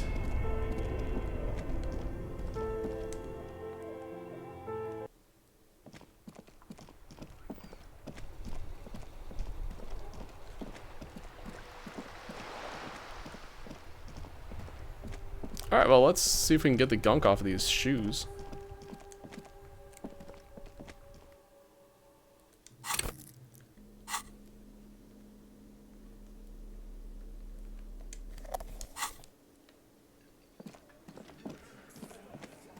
Oh, look, a stock pot. This industrial gas-powered stove has been used to prepare food for many hungry hostel guests. There are several pots and pans on hand. Getting the corpse residue out of these boots is going to require patience and also a huge pot full of boiling water, soap, and white vinegar. A commercial pot draws your attention. It's very large, gigantic even. It could be used to make enough stew to feed an entire city, and also to boil a putrid pair of death boots. Okay, what about the cleaning supplies? There is a variety of soaps and bleaches in the cabinet to the left of the stove. There is also a bottle of white vinegar in the cabinet next to the fridge. Well, Savoir Faire there said I needed water, soap, and white vinegar. Let's do both. The delicious smells of cheap soap and vinegar waft up from the pot. All right now, chef. Light up the stove and boil them. All right, let's do it. Add water and the boots into the pot, bringing it all to a nice boil. The strong smell of vinegar forces you to step away from the pot. The water slowly comes to a boil. Strips of polymer fabric and human tissue separate from the lining of the boots. They float to the bubbling surface. Beautiful. A 2-course dinner of rotten flesh and hardened ceramic. Wait some more. The boots look cleaner and cleaner. Those bits of human flesh are beginning to look cooked. You can smell it too. Yum! Just like beef stew. That's it, chef. The boots are as clean as they're going to get. Steam, dense with the smell of strange meat, disappears into the vent above the stove. Dump the sock and flesh stew and examine your new boots. A pair of real beauties. The boots are shiny, hot, and reek of vinegar. Just perfect. Master Chef out. Rigorous self-critique. Sorry, cop.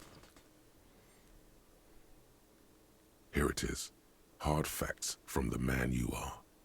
You once jerked off in the locker room and were caught. You held a young woman by the arm and kept her in your apartment for 20 minutes against her will.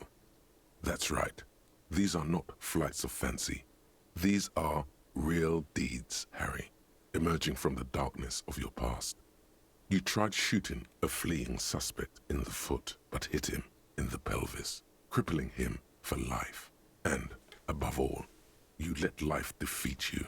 All the gifts your parents gave you, all the love and patience of your friends, you drowned in a neurotoxin.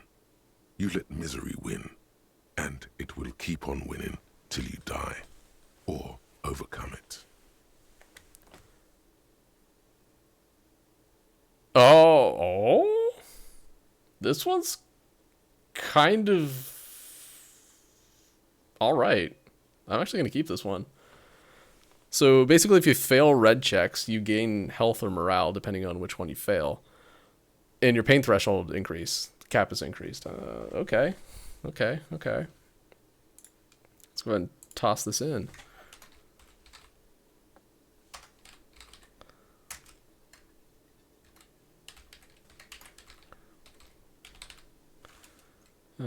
Stat change, pain threshold to 6.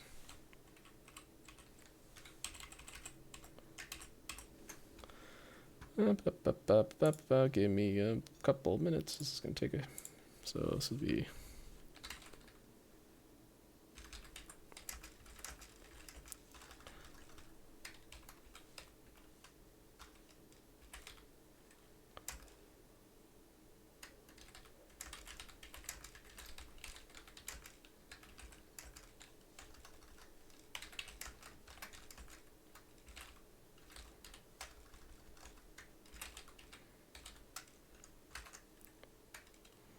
Wait, why is fizz spelled with an F?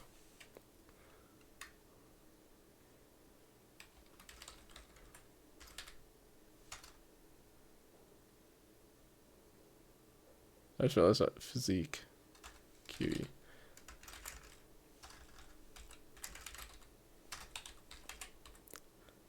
Am I gaslighting myself? Is physique spelled with an F?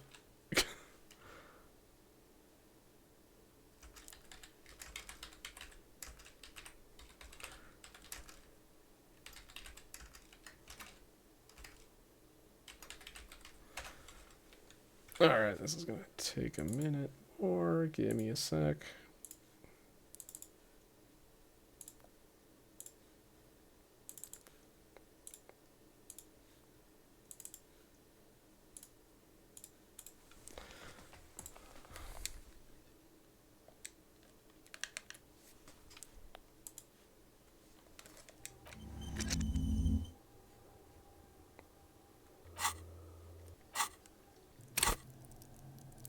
Nope, I am not gaslighting myself. The game is gaslighting me. Okay.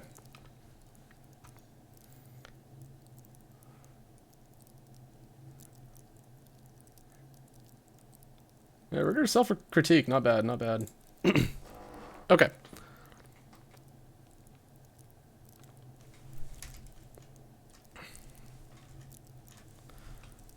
What do we got going on as far as other thoughts we can learn? Jamrock Shuffle's not very good. Suicide of Krasmazov is decent. I just don't know if I want to take it right now. Wait, is it decent? I think it just might be plus rhetoric.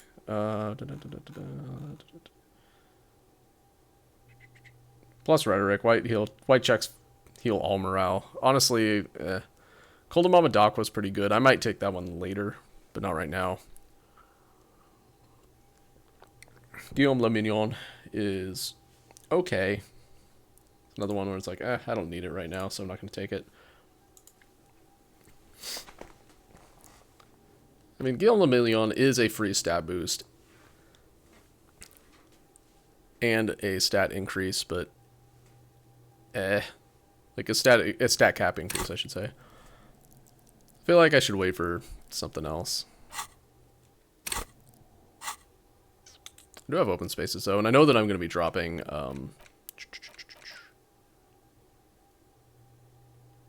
going to be dropping where is it? Volumetric shit compressor at some point.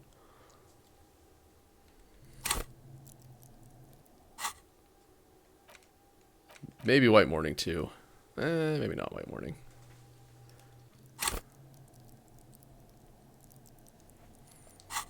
Alright, cool. Let's go and equip those boots too. The boots are pretty good. +2 authority, -1 composure. Well, maybe not as good as I thought.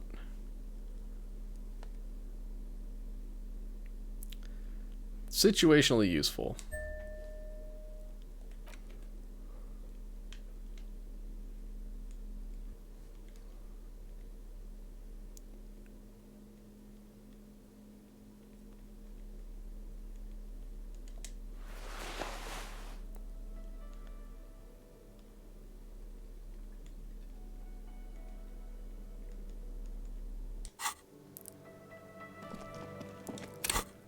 Hey, all of a sudden my authority is 5. Let's...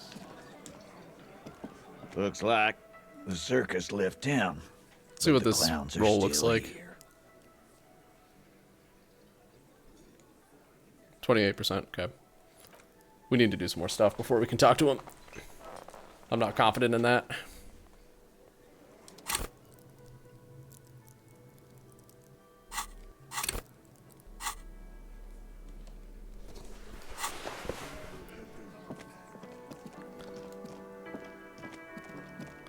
Okay, I have to wash the stink off, so let's go do that. Because, yeah, we did the autopsy today, so... we stinky. Oh. Tub's all good to go.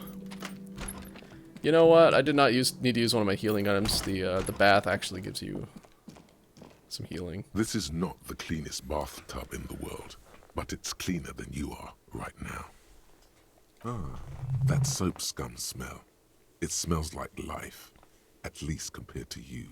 Alright. The bathtub slowly fills with water. The water beckons.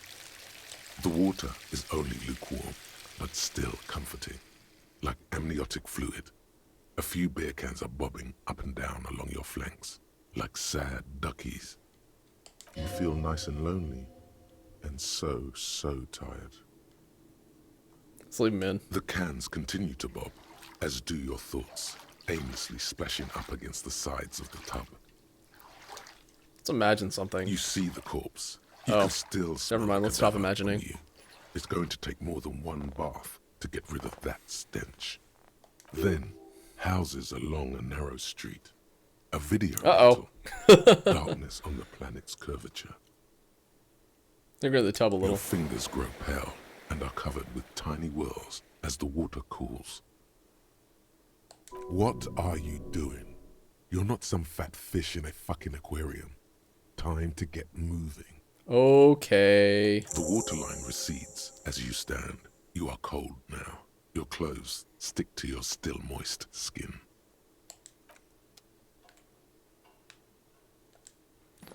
All right, let's see if we can do a the. mirror hangs on the bathroom wall.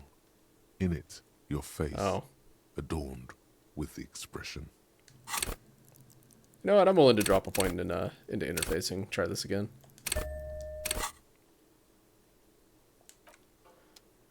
Let's see. I think we're as good as we're going to get on interfacing right now.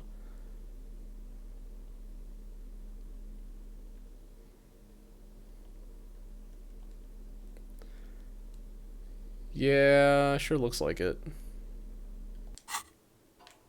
A mirror hangs on the bathroom wall. In it, your face, adorned with the expression. The Damn. chain cutters slip out of your hands as you attempt to twist the faucet into place. Well, you know one thing for sure. You've probably never been a plumber. Okay, well. I'm gonna have to go to bed, like, right now. Let's go ahead and read a book. Which book do we read? The note is written with a blue pencil on a piece of lined office paper. The kitchen magnets have left spots on its surface. I do have the book about birds. Here it is. A cockatoo is a parrot with an erectile crest, found on the Seminine Islands and in southern Fas a la Mer. Known for their intelligence and general precociousness, cockatoos are popular birds in aviculture. However, they often exhibit various behavioral issues. Okay, what more? This book talks about the delicate nature of toos, as well as introducing some of the most popular species among the bird enthusiasts. The funeral cockatoo, the major majestic cockatoo, and the most common bang bang cockatoo. It's colorfully illustrated. Alright, what problem do these birds have? Where to even begin? All cockatoos are known for their needy natures, requiring attention for at least 2 full hours a day. They love to talk, and have been described as lovable clowns who just don't know how to wrap up. I can handle that. It'd be nice to have someone to talk to when feeling lonely. Who would ever want a chatty companion? I want somebody who knows how to listen. Pet owners also report moodiness, loudness, and hostility as recurring issues. If left unsatisfied, cockatoos may scream non-stop, pluck their feathers, or become aggressive. Right, that's pretty bad. Anything else? It is not recommended to get a cockatoo if you're not able to cook them food every day and give them the full care that they need. These birds will never understand that you have a life of your own. Yes, but that should be something great about cockatoos as well. Okay, then we read about the various cockatoos. Funeral cockatoo, major majestic cockatoo. Most common bang bang cockatoo. You're right. Cockatoos are magnificent creatures. They love to perform, cuddle, and show off, and will even scream for fun, often as loud as up to 135 decibels. That's a lot of decibels. Ouch. That must hurt. This is a yellow-tailed black cockatoo. Its specific name, Psittacus venereus, relates to its dark and somber plumage. This bird looks as if dressed for a funeral, 24/7. There is something indisputably ominous about it. Ooh. Edgelord Inland Empire here. Perhaps the most impressive of all the species, the endangered major majestic cockatoo, is often described as the most flamboyant bird in the jungle. Its pink-colored wings and flowing crest embellishing its proud and bumptious nature. In the words of poet-explorer Sir James Fournier, few birds more enliven the monotonous hues of the verdant forest than this big, bold, and beautiful species. It must be glorious to behold, dark pink and snow white. Alright, what about the common bang bang cockatoo? Despite its banging name, the bang bang cockatoo is actually the shyest of the species, common in almost all Seminoese forests, as well as zoos and homes all over the world. Its plumage is mainly grey and white. The Seminoese name, bang bang, is thought to be of onomatopoeic origins. Honestly, this bird does sound a bit like me. Yes, but all those cockatoo species are so different. Which one are you? The gray and common bang bang, that's me. Only the funeral cockatoo in its darkness can truly grasp the depths of my doom-laden soul. Isn't it obvious? Major Majestic, here I come. What if I'm just a fuck up and a cockatoo? I have to take some time to think about this. You're right. You're a fuckatoo embodied. This sorry-ass bird belongs on your heraldry. It probably doesn't even have feathers and only screams. Give me them sorry cop points, because I pivoted mid-flight here. Yeah. It started boring, but the boring cop bonus, or the boring cop thoughts sucked a lot. So, we switched. We got time still. Let's see. Let's read about communism. The front of this quarterly journal features a large satirical portrait of the late King Friesel. From the sides of his head, a pair of white antlers spread to the corners of the cover. Why Friesel? Because Friesel was incompetent, foolish, and cruel. In short, the embodiment of everything the communards wished to overthrow. It's satire, you see. Oh, okay, fair enough.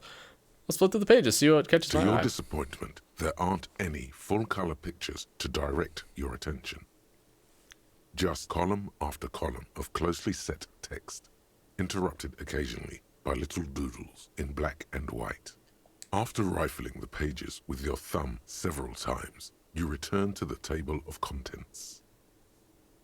The magazine is divided into several sections. International development, Kunst und Kultur, and local concerns. Just inside the cover, there's also an editor's note. Well, let's start there then. Comrade, as you know, this journal takes its name from Mazov's immortal expression, Du cristal à la fumée. This was his way of describing the way the rigid, crystalline structures of capitalist ideology turn to smoke under communism. But, like the structures of capitalist ideology, we too are at risk of going à la fumée. Unlike many publications which are content to spoon-feed their readers reassuring drivel, La Fumée is committed to telling the radical truth, even when that truth may drive away potential subscribers. So please, if you value our radical Mazovian perspective on contemporary politics, culture, and international affairs, please consider subscribing today. Yours in struggle, the editors. You flip back to the front of the magazine. The table of contents unfolds before you. What's Kunst und Kultur? It takes a moment, but gradually it dawns on you that Kunst und Kultur must mean arts and culture.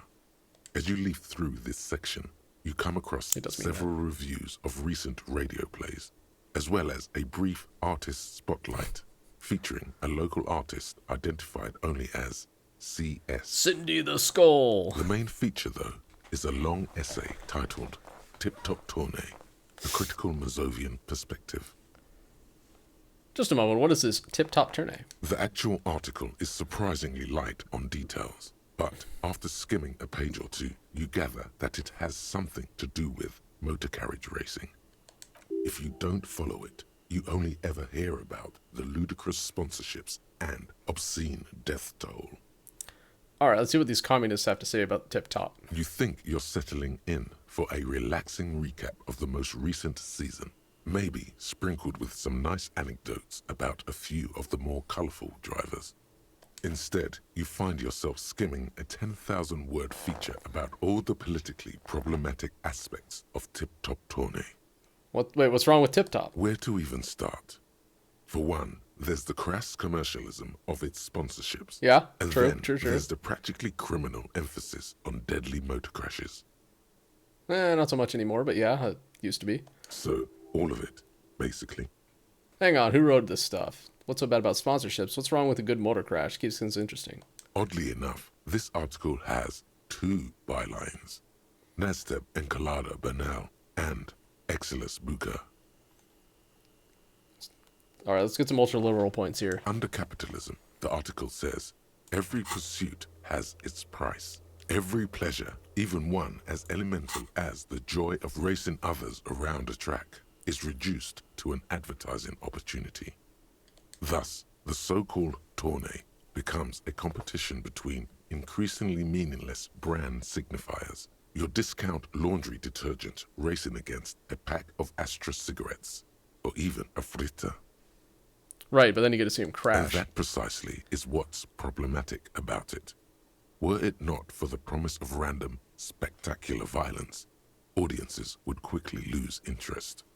At the end of the day, it's the destruction of these 750,000 real races that you're really watching for. No, I'm pretty sure I like it for the racing. Wow, you're right. I really am just in it for the violence. Sure, you think that, but subconsciously, it's the visions of brand names being engulfed in flames that you crave. I guess I never thought about it that much. That's because you haven't been reading critically. But don't worry. The whole point of these sorts of articles is to let someone else read critically for you. You flip back to the front of the magazine. The table of contents unfolds before you. Hold on, we need to read about Takes a Cindy. moment. As you leave, the main feature, though, is a long essay. This so-called artist spotlight is really just a brief Q&A, made all the briefer by the subject's evident hostility to her interviewer. You flip back to the front of the magazine. The table of contents unfolds before you. All right, let's catch up on international developments. This section includes a long, tedious critique of the latest round of free trade negotiations between the EPIS nations and the Free State of Semenine. You also skip over an article about heavy fuel oil smuggling along the Messina border, something about bear wrestling in Samara, book riots in Yugograd.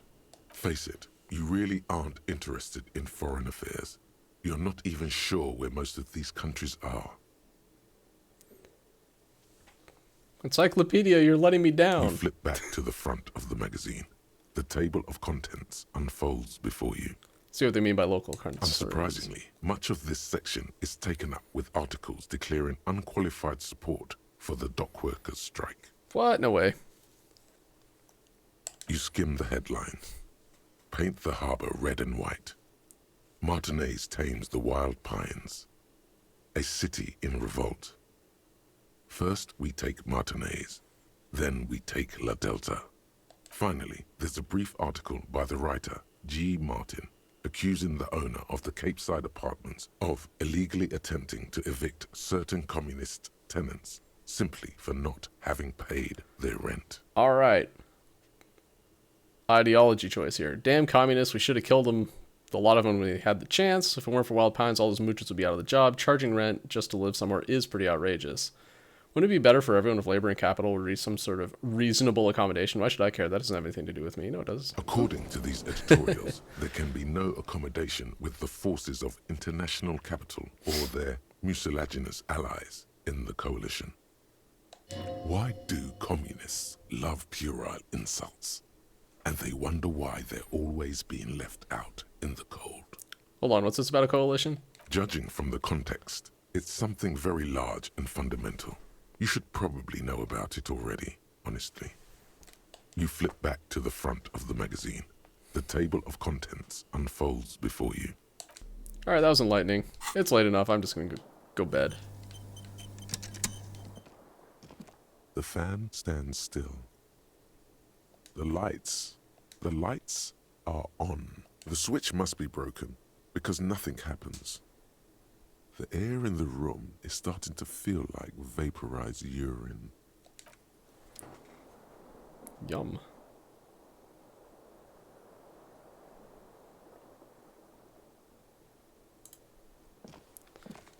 The bed is still cold from the broken window and not too inviting, but it's yours. You've earned it. The bed is still cold from the wind blowing in from the broken window. The mattress creaks as you close your eyes and try your hardest to fall asleep. Good night. Here we are again, my broken bud. Hey, Limbic System, what's up? Waves are coming, carrying you away. But you can't go. No, you have to stay. Always half aware of yourself. You're not cooperating, brother man. Why? It's your disgusting body. Even through your sleep, you feel a vague discomfort suffusing it. Your belly and your sides are unpleasantly tender. You wish you could curl up into a fetal ball of safety.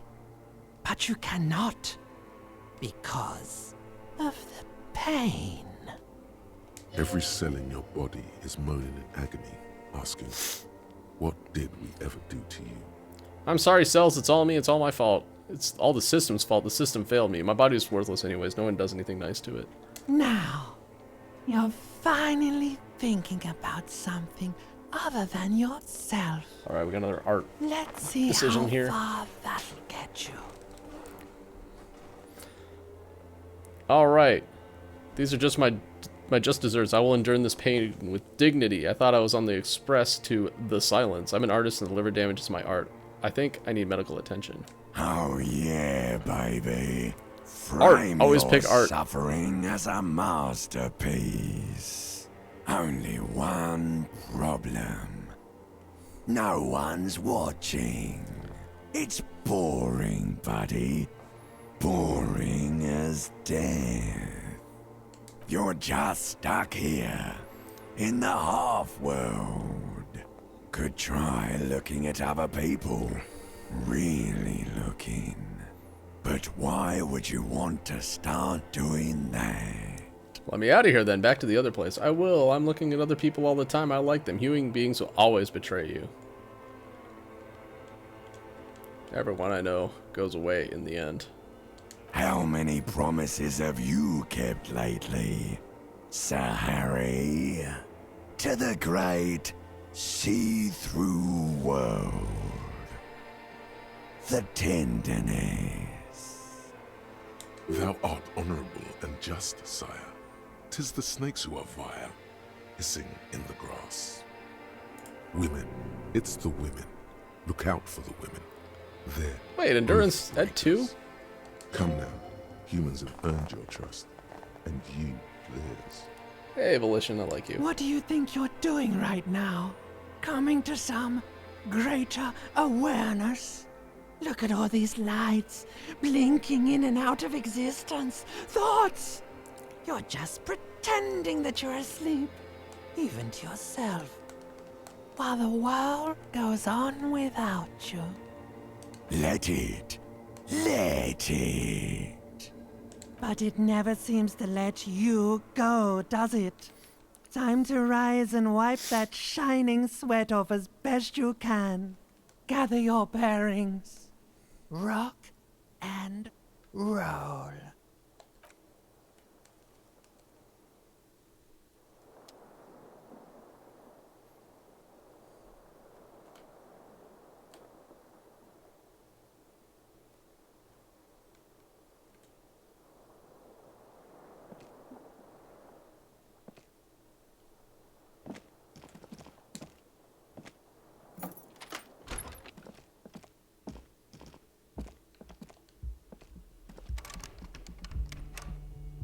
Must be downstairs already.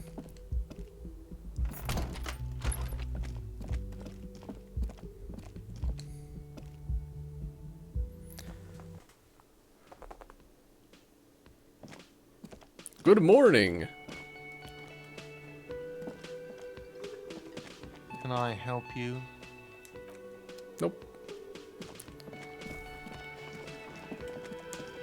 The man ponders his cooking utensils and gives you a little nod, acknowledging your presence. Hold on. We gotta get the dialogue here.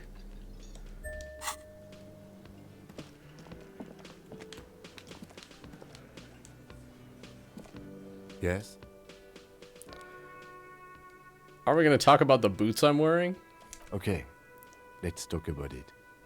You stole the boots. Looks at the gleaming technological footwear you're sporting. Congratulations. That must have taken an enormous concerted effort, considerable ingenuity and timing. Now, I'm going to report you and you are going to go to jail. These are not the same boots. I like them so much I wouldn't bought myself a pair. Sure. Anyway, did you want something? Related to police work? I don't care about your insane theft. the lieutenant thinks and looks away from the boots. Just know, if anyone asks me, I will snitch on you. Okay, don't necessarily want this right now. Okay, we got people to talk to. Look at that. We've got these two down here. Cool. We also have the cigarette smoking man. Hi, gendarme. Another rendezvous. Hi, hello. Adjust your tie, you're here. Alright, there he is again, the smoker in the balcony. Right here in the Whirling in Rags. Hello, hello. So what brings you here? He's so different. What are you doing here? Tell me again about that muscular type who came to investigate the crime. I met your Sunday friend. Admiring the atmosphere. What about you, officer? I live here. My room is right upstairs. I'm here to drink myself into oblivion. This is where I go down in history. I'm going to sing karaoke. I'm here to kick some ass and solve the case I'm working on. I don't know what I'm doing here. I just go wherever life takes me. Really?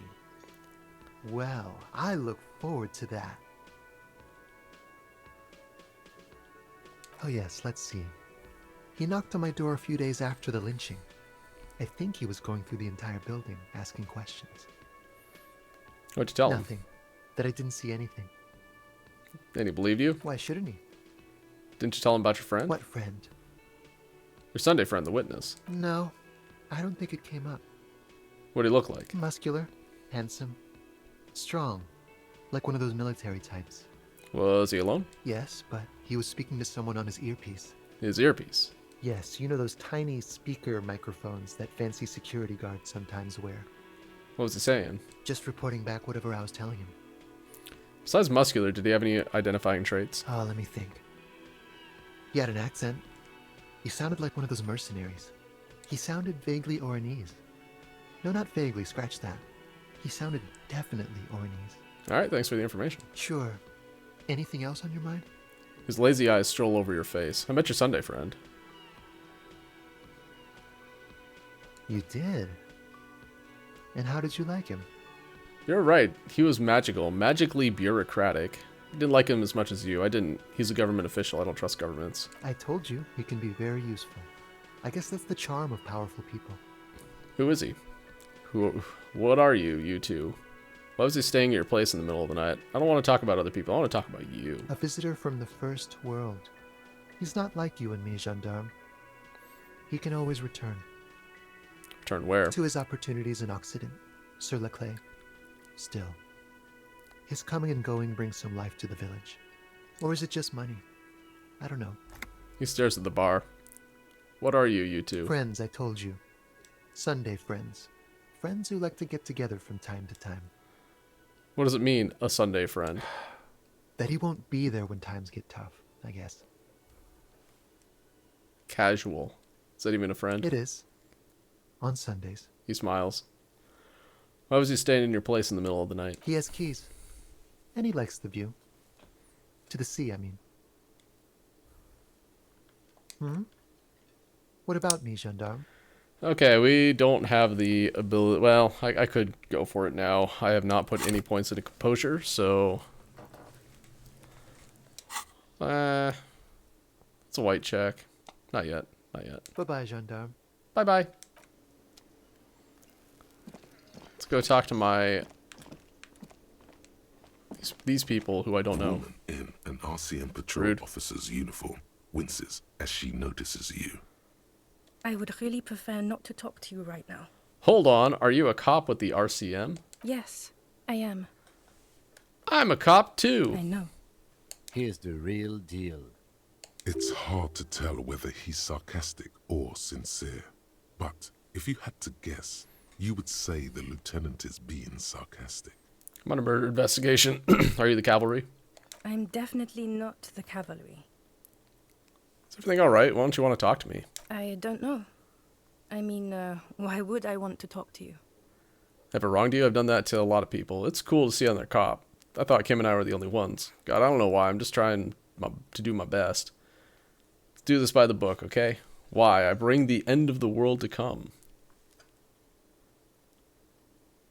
No, you're not. You're not the only cop in the world. Okay, that was a superstar option. No, it wasn't. Alright. Okay, fine. Let's talk. What did you want? What does one talk about with a fellow officer? So, a precinct you're from. You're the police, right? Cool, so am I. I don't know what to say. Don't say anything, Judith. Judith, that's her name. I was thinking like Marit. No. Not too far off. Wait, is he police? Me? No. I'm just a man with sunglasses. I like wearing sunglasses inside. Sunglasses and a fucking wig. Wait, are you the police? What are you, the police, doing here? I'm just looking out for... You? No one. I'm just a man with sunglasses. And you are? A policewoman, a horse-faced woman, that's rude. Yes. A policewoman who just wants to do her job. That's all. She says quietly and looks away. Something about the man with sunglasses and you. The energy between you two is making her uncomfortable. So, what precinct you from? What precinct? She just sighs. Am I from? God, he doesn't know. Fucking deranged lunatic. Sunglass-wearing man pushes through his teeth. Okay, goodbye. You look like shit. Your ruffled face reflects in the man's sunglasses. And I don't mean that as a metaphor. You look like shit, asshole. I don't look like shit. I know it's intentional. The last couple of days have been rough. Looks don't matter. It's what's on the inside that does. I'm never going to get this case solved.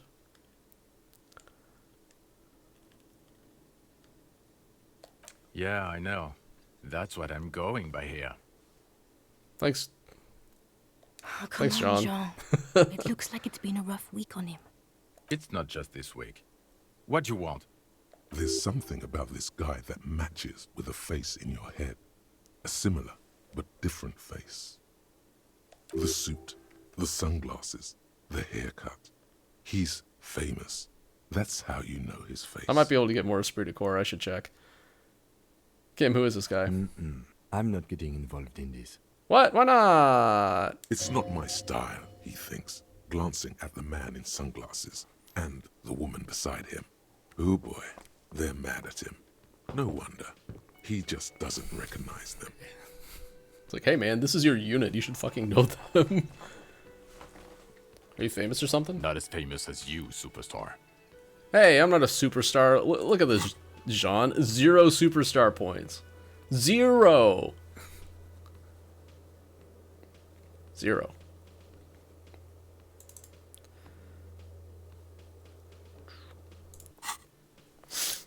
Yeah, it's still irony. Wait, I'm famous. Fine. I knew Kim. I knew I was a superstar. It's happening. My hard work is paying off. I'm becoming famous. Wait, I'm famous. Oh yes, big time. Who hasn't heard of the far-out son of liver failure? Hold on. Whose son of liver failure? Fine. Far-out son of liver failure. The super cop who voluntarily enters an alcohol-induced delirium to solve crimes. I mean, that sounds about right. The woman has a slight smirk on her face. She's trying to keep a straight face. There's a joke you're not getting here. Could have something to do with the brain damage. Fine. No, not entirely. See you around. Watch out for yourself, loser. You too, John. That voice, so very familiar. Did you hear it when calling to your station and reporting your badge missing? Wait, your voice. I recognize it. Oh, really? I wonder where. Lost my badge recently. When I called in to report it missing, you were there. That's the where you remember me from? Yes, I haven't seen you before. Maybe. I have a bit of memory trouble. You don't say. Goodbye, then. The voice thing was a coincidence. Run along, asshole. Let's see, do I have more esprit de corps? I believe that's a trade. It is.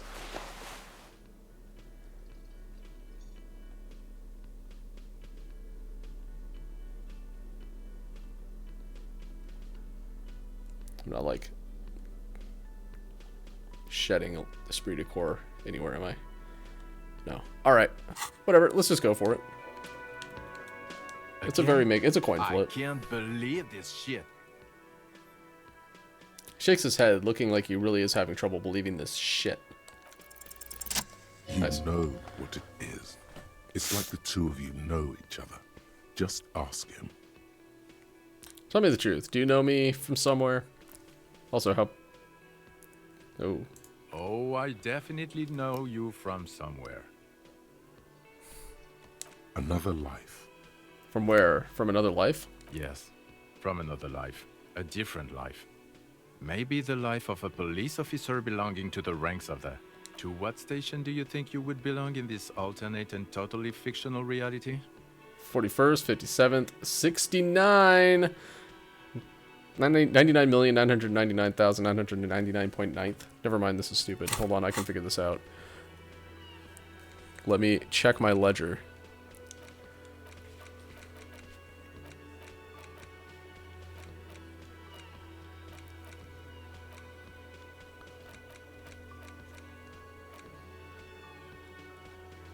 "41st. The pissing competition. I'm in the 41st. Okay. That's plausible. That's entirely plausible. Now we're really getting somewhere. It gives you a long, meaningful look in ads. Somewhere good. Let's talk more about this hypothetical Station 41 you mentioned. Okay. Just okay. Oh, the hypothetical 41. Yeah, let's fantasize about that.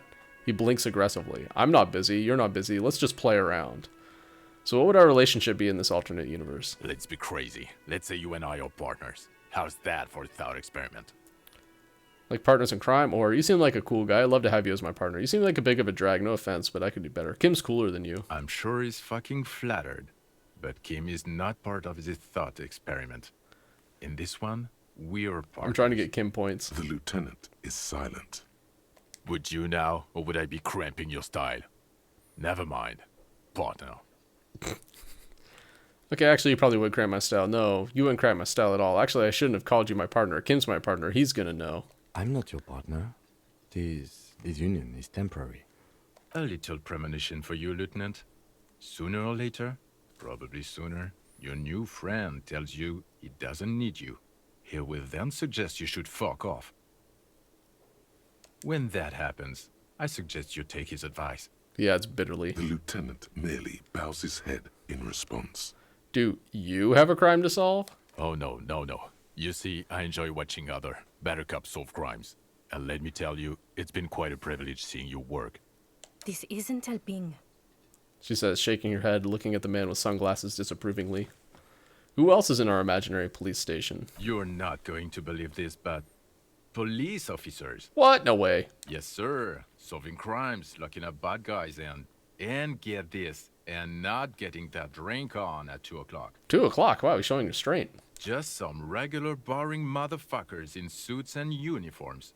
Nothing spectacularly extravagant like you, the far-out son of Lung. Who is the far-out son of Lung? Oh, it's you eccentric genius. I mean, with your unorthodox approach to police work, it has to be you. Want to tell me more about him or her? Not even a little bit. Boo. It's an urban myth about an officer who is so far undercover he can't remember who he is. As I said, just an urban myth. You are not the son of Lang. He's trying to protect you from further rough handling, dished out by this sunglassed man. Can't imagine it anymore. Neither can I, partner. Neither can I. His gray eyes suddenly flash above the frames. They feel sad. It's a mere second, but it feels like you saw something. A gram of compassion in that sadness.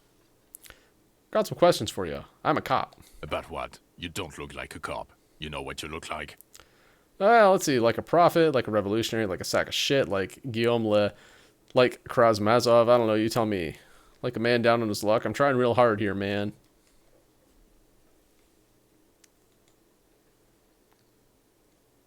Exactly. I'll answer some questions for No. me. Why not? Don't you have to? Fine.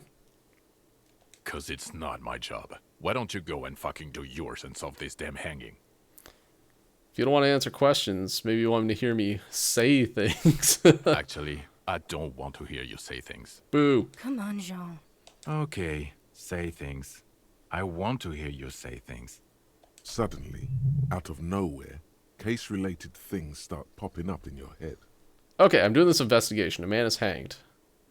Okay, I'm doing this investigation. Turns out he was shot and hanged. You think he was hanged as a cover-up? To hide the shooting? Yep.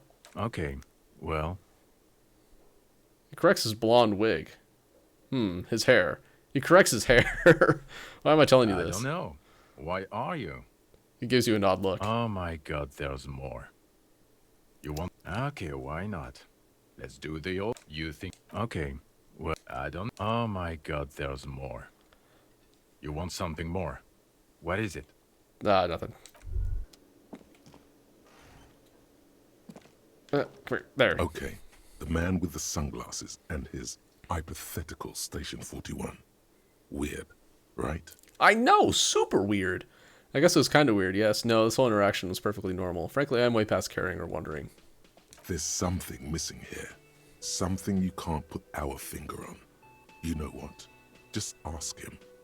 I know it sounds crazy, and you'll probably get laughed at. But still. I was thinking the same thing. I should just ask him if we're from the same station. It's impossible. I don't want to waste my time. Yes, just cross it off the list. It's probably not true, though. Again? I can't believe this shit. Look, I just have to ask. Are we from the same police station? I'm going to say no. Just to see what you'll say to that. What'd you say? Okay. Okay. Jean, he said okay. Give it a rest. Okay, I was clearly wrong. He is a firefighter, male nurse, animal control agent, something of that kind. Not a cop. Go on with your cop work. Don't let me stop you again. Okay, then see you around.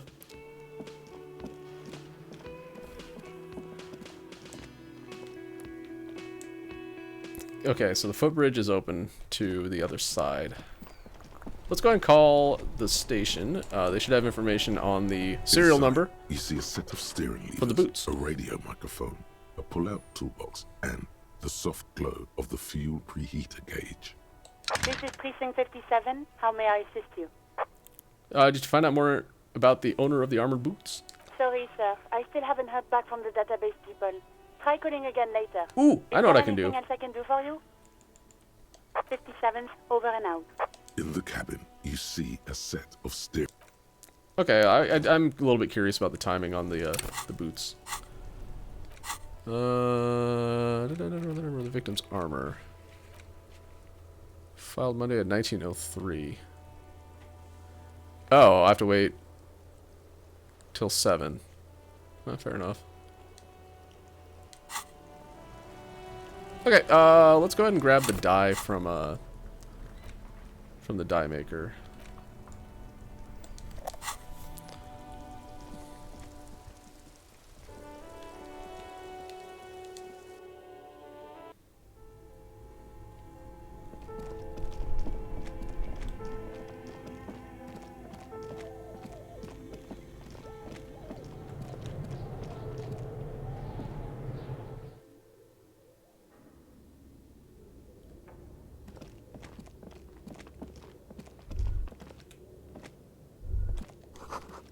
Where are the clothes they used to display? Oh.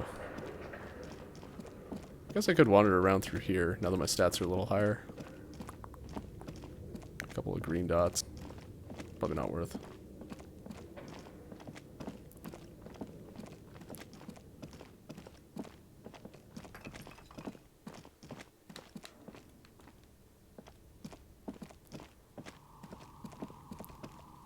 Neha, that's her name. I remembered.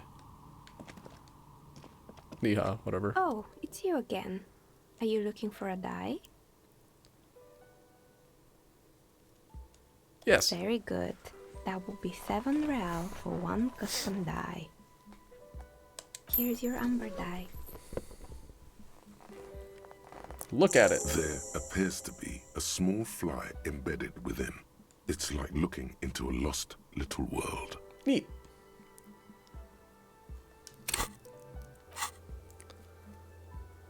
I'm in the wrong thing. Alright.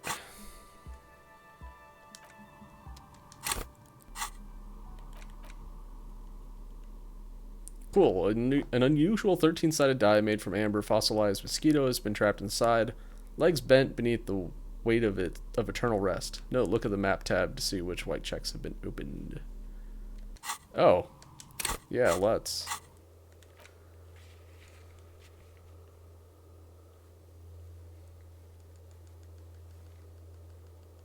You know what? I don't know which ones have been opened. Haha, shit.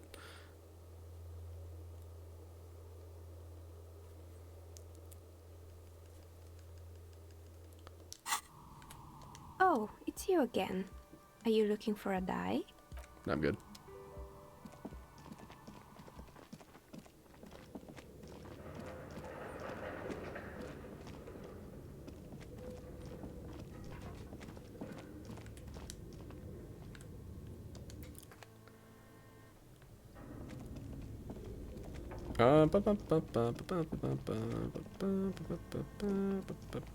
Please go over this thing. Okay.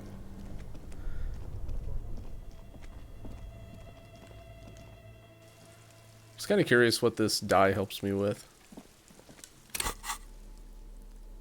So we'll find out.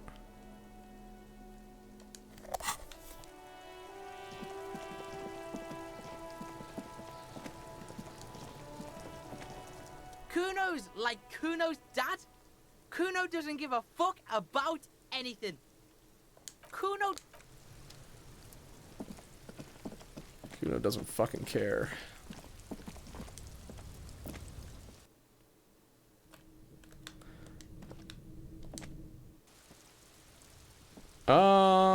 You know what? This is actually a pretty good place to stop. Basically, next stop is to go explore the other side of the canal. And there's like a shit ton of stuff over there. Like an area of the map at least as big as this area. So yeah, we can just kind of put a pin in it here and come back next week. So yeah. Next stream will be Sunday. Normally I stream on Saturday, but I am busy this Saturday, so no stream on Saturday. We'll be doing some Metal Gear Solid 3 on Sunday, and probably Monday as well. So anyhow, hope to see you all then. And until then, have a good rest of your night. And thanks for watching. Catch you next time.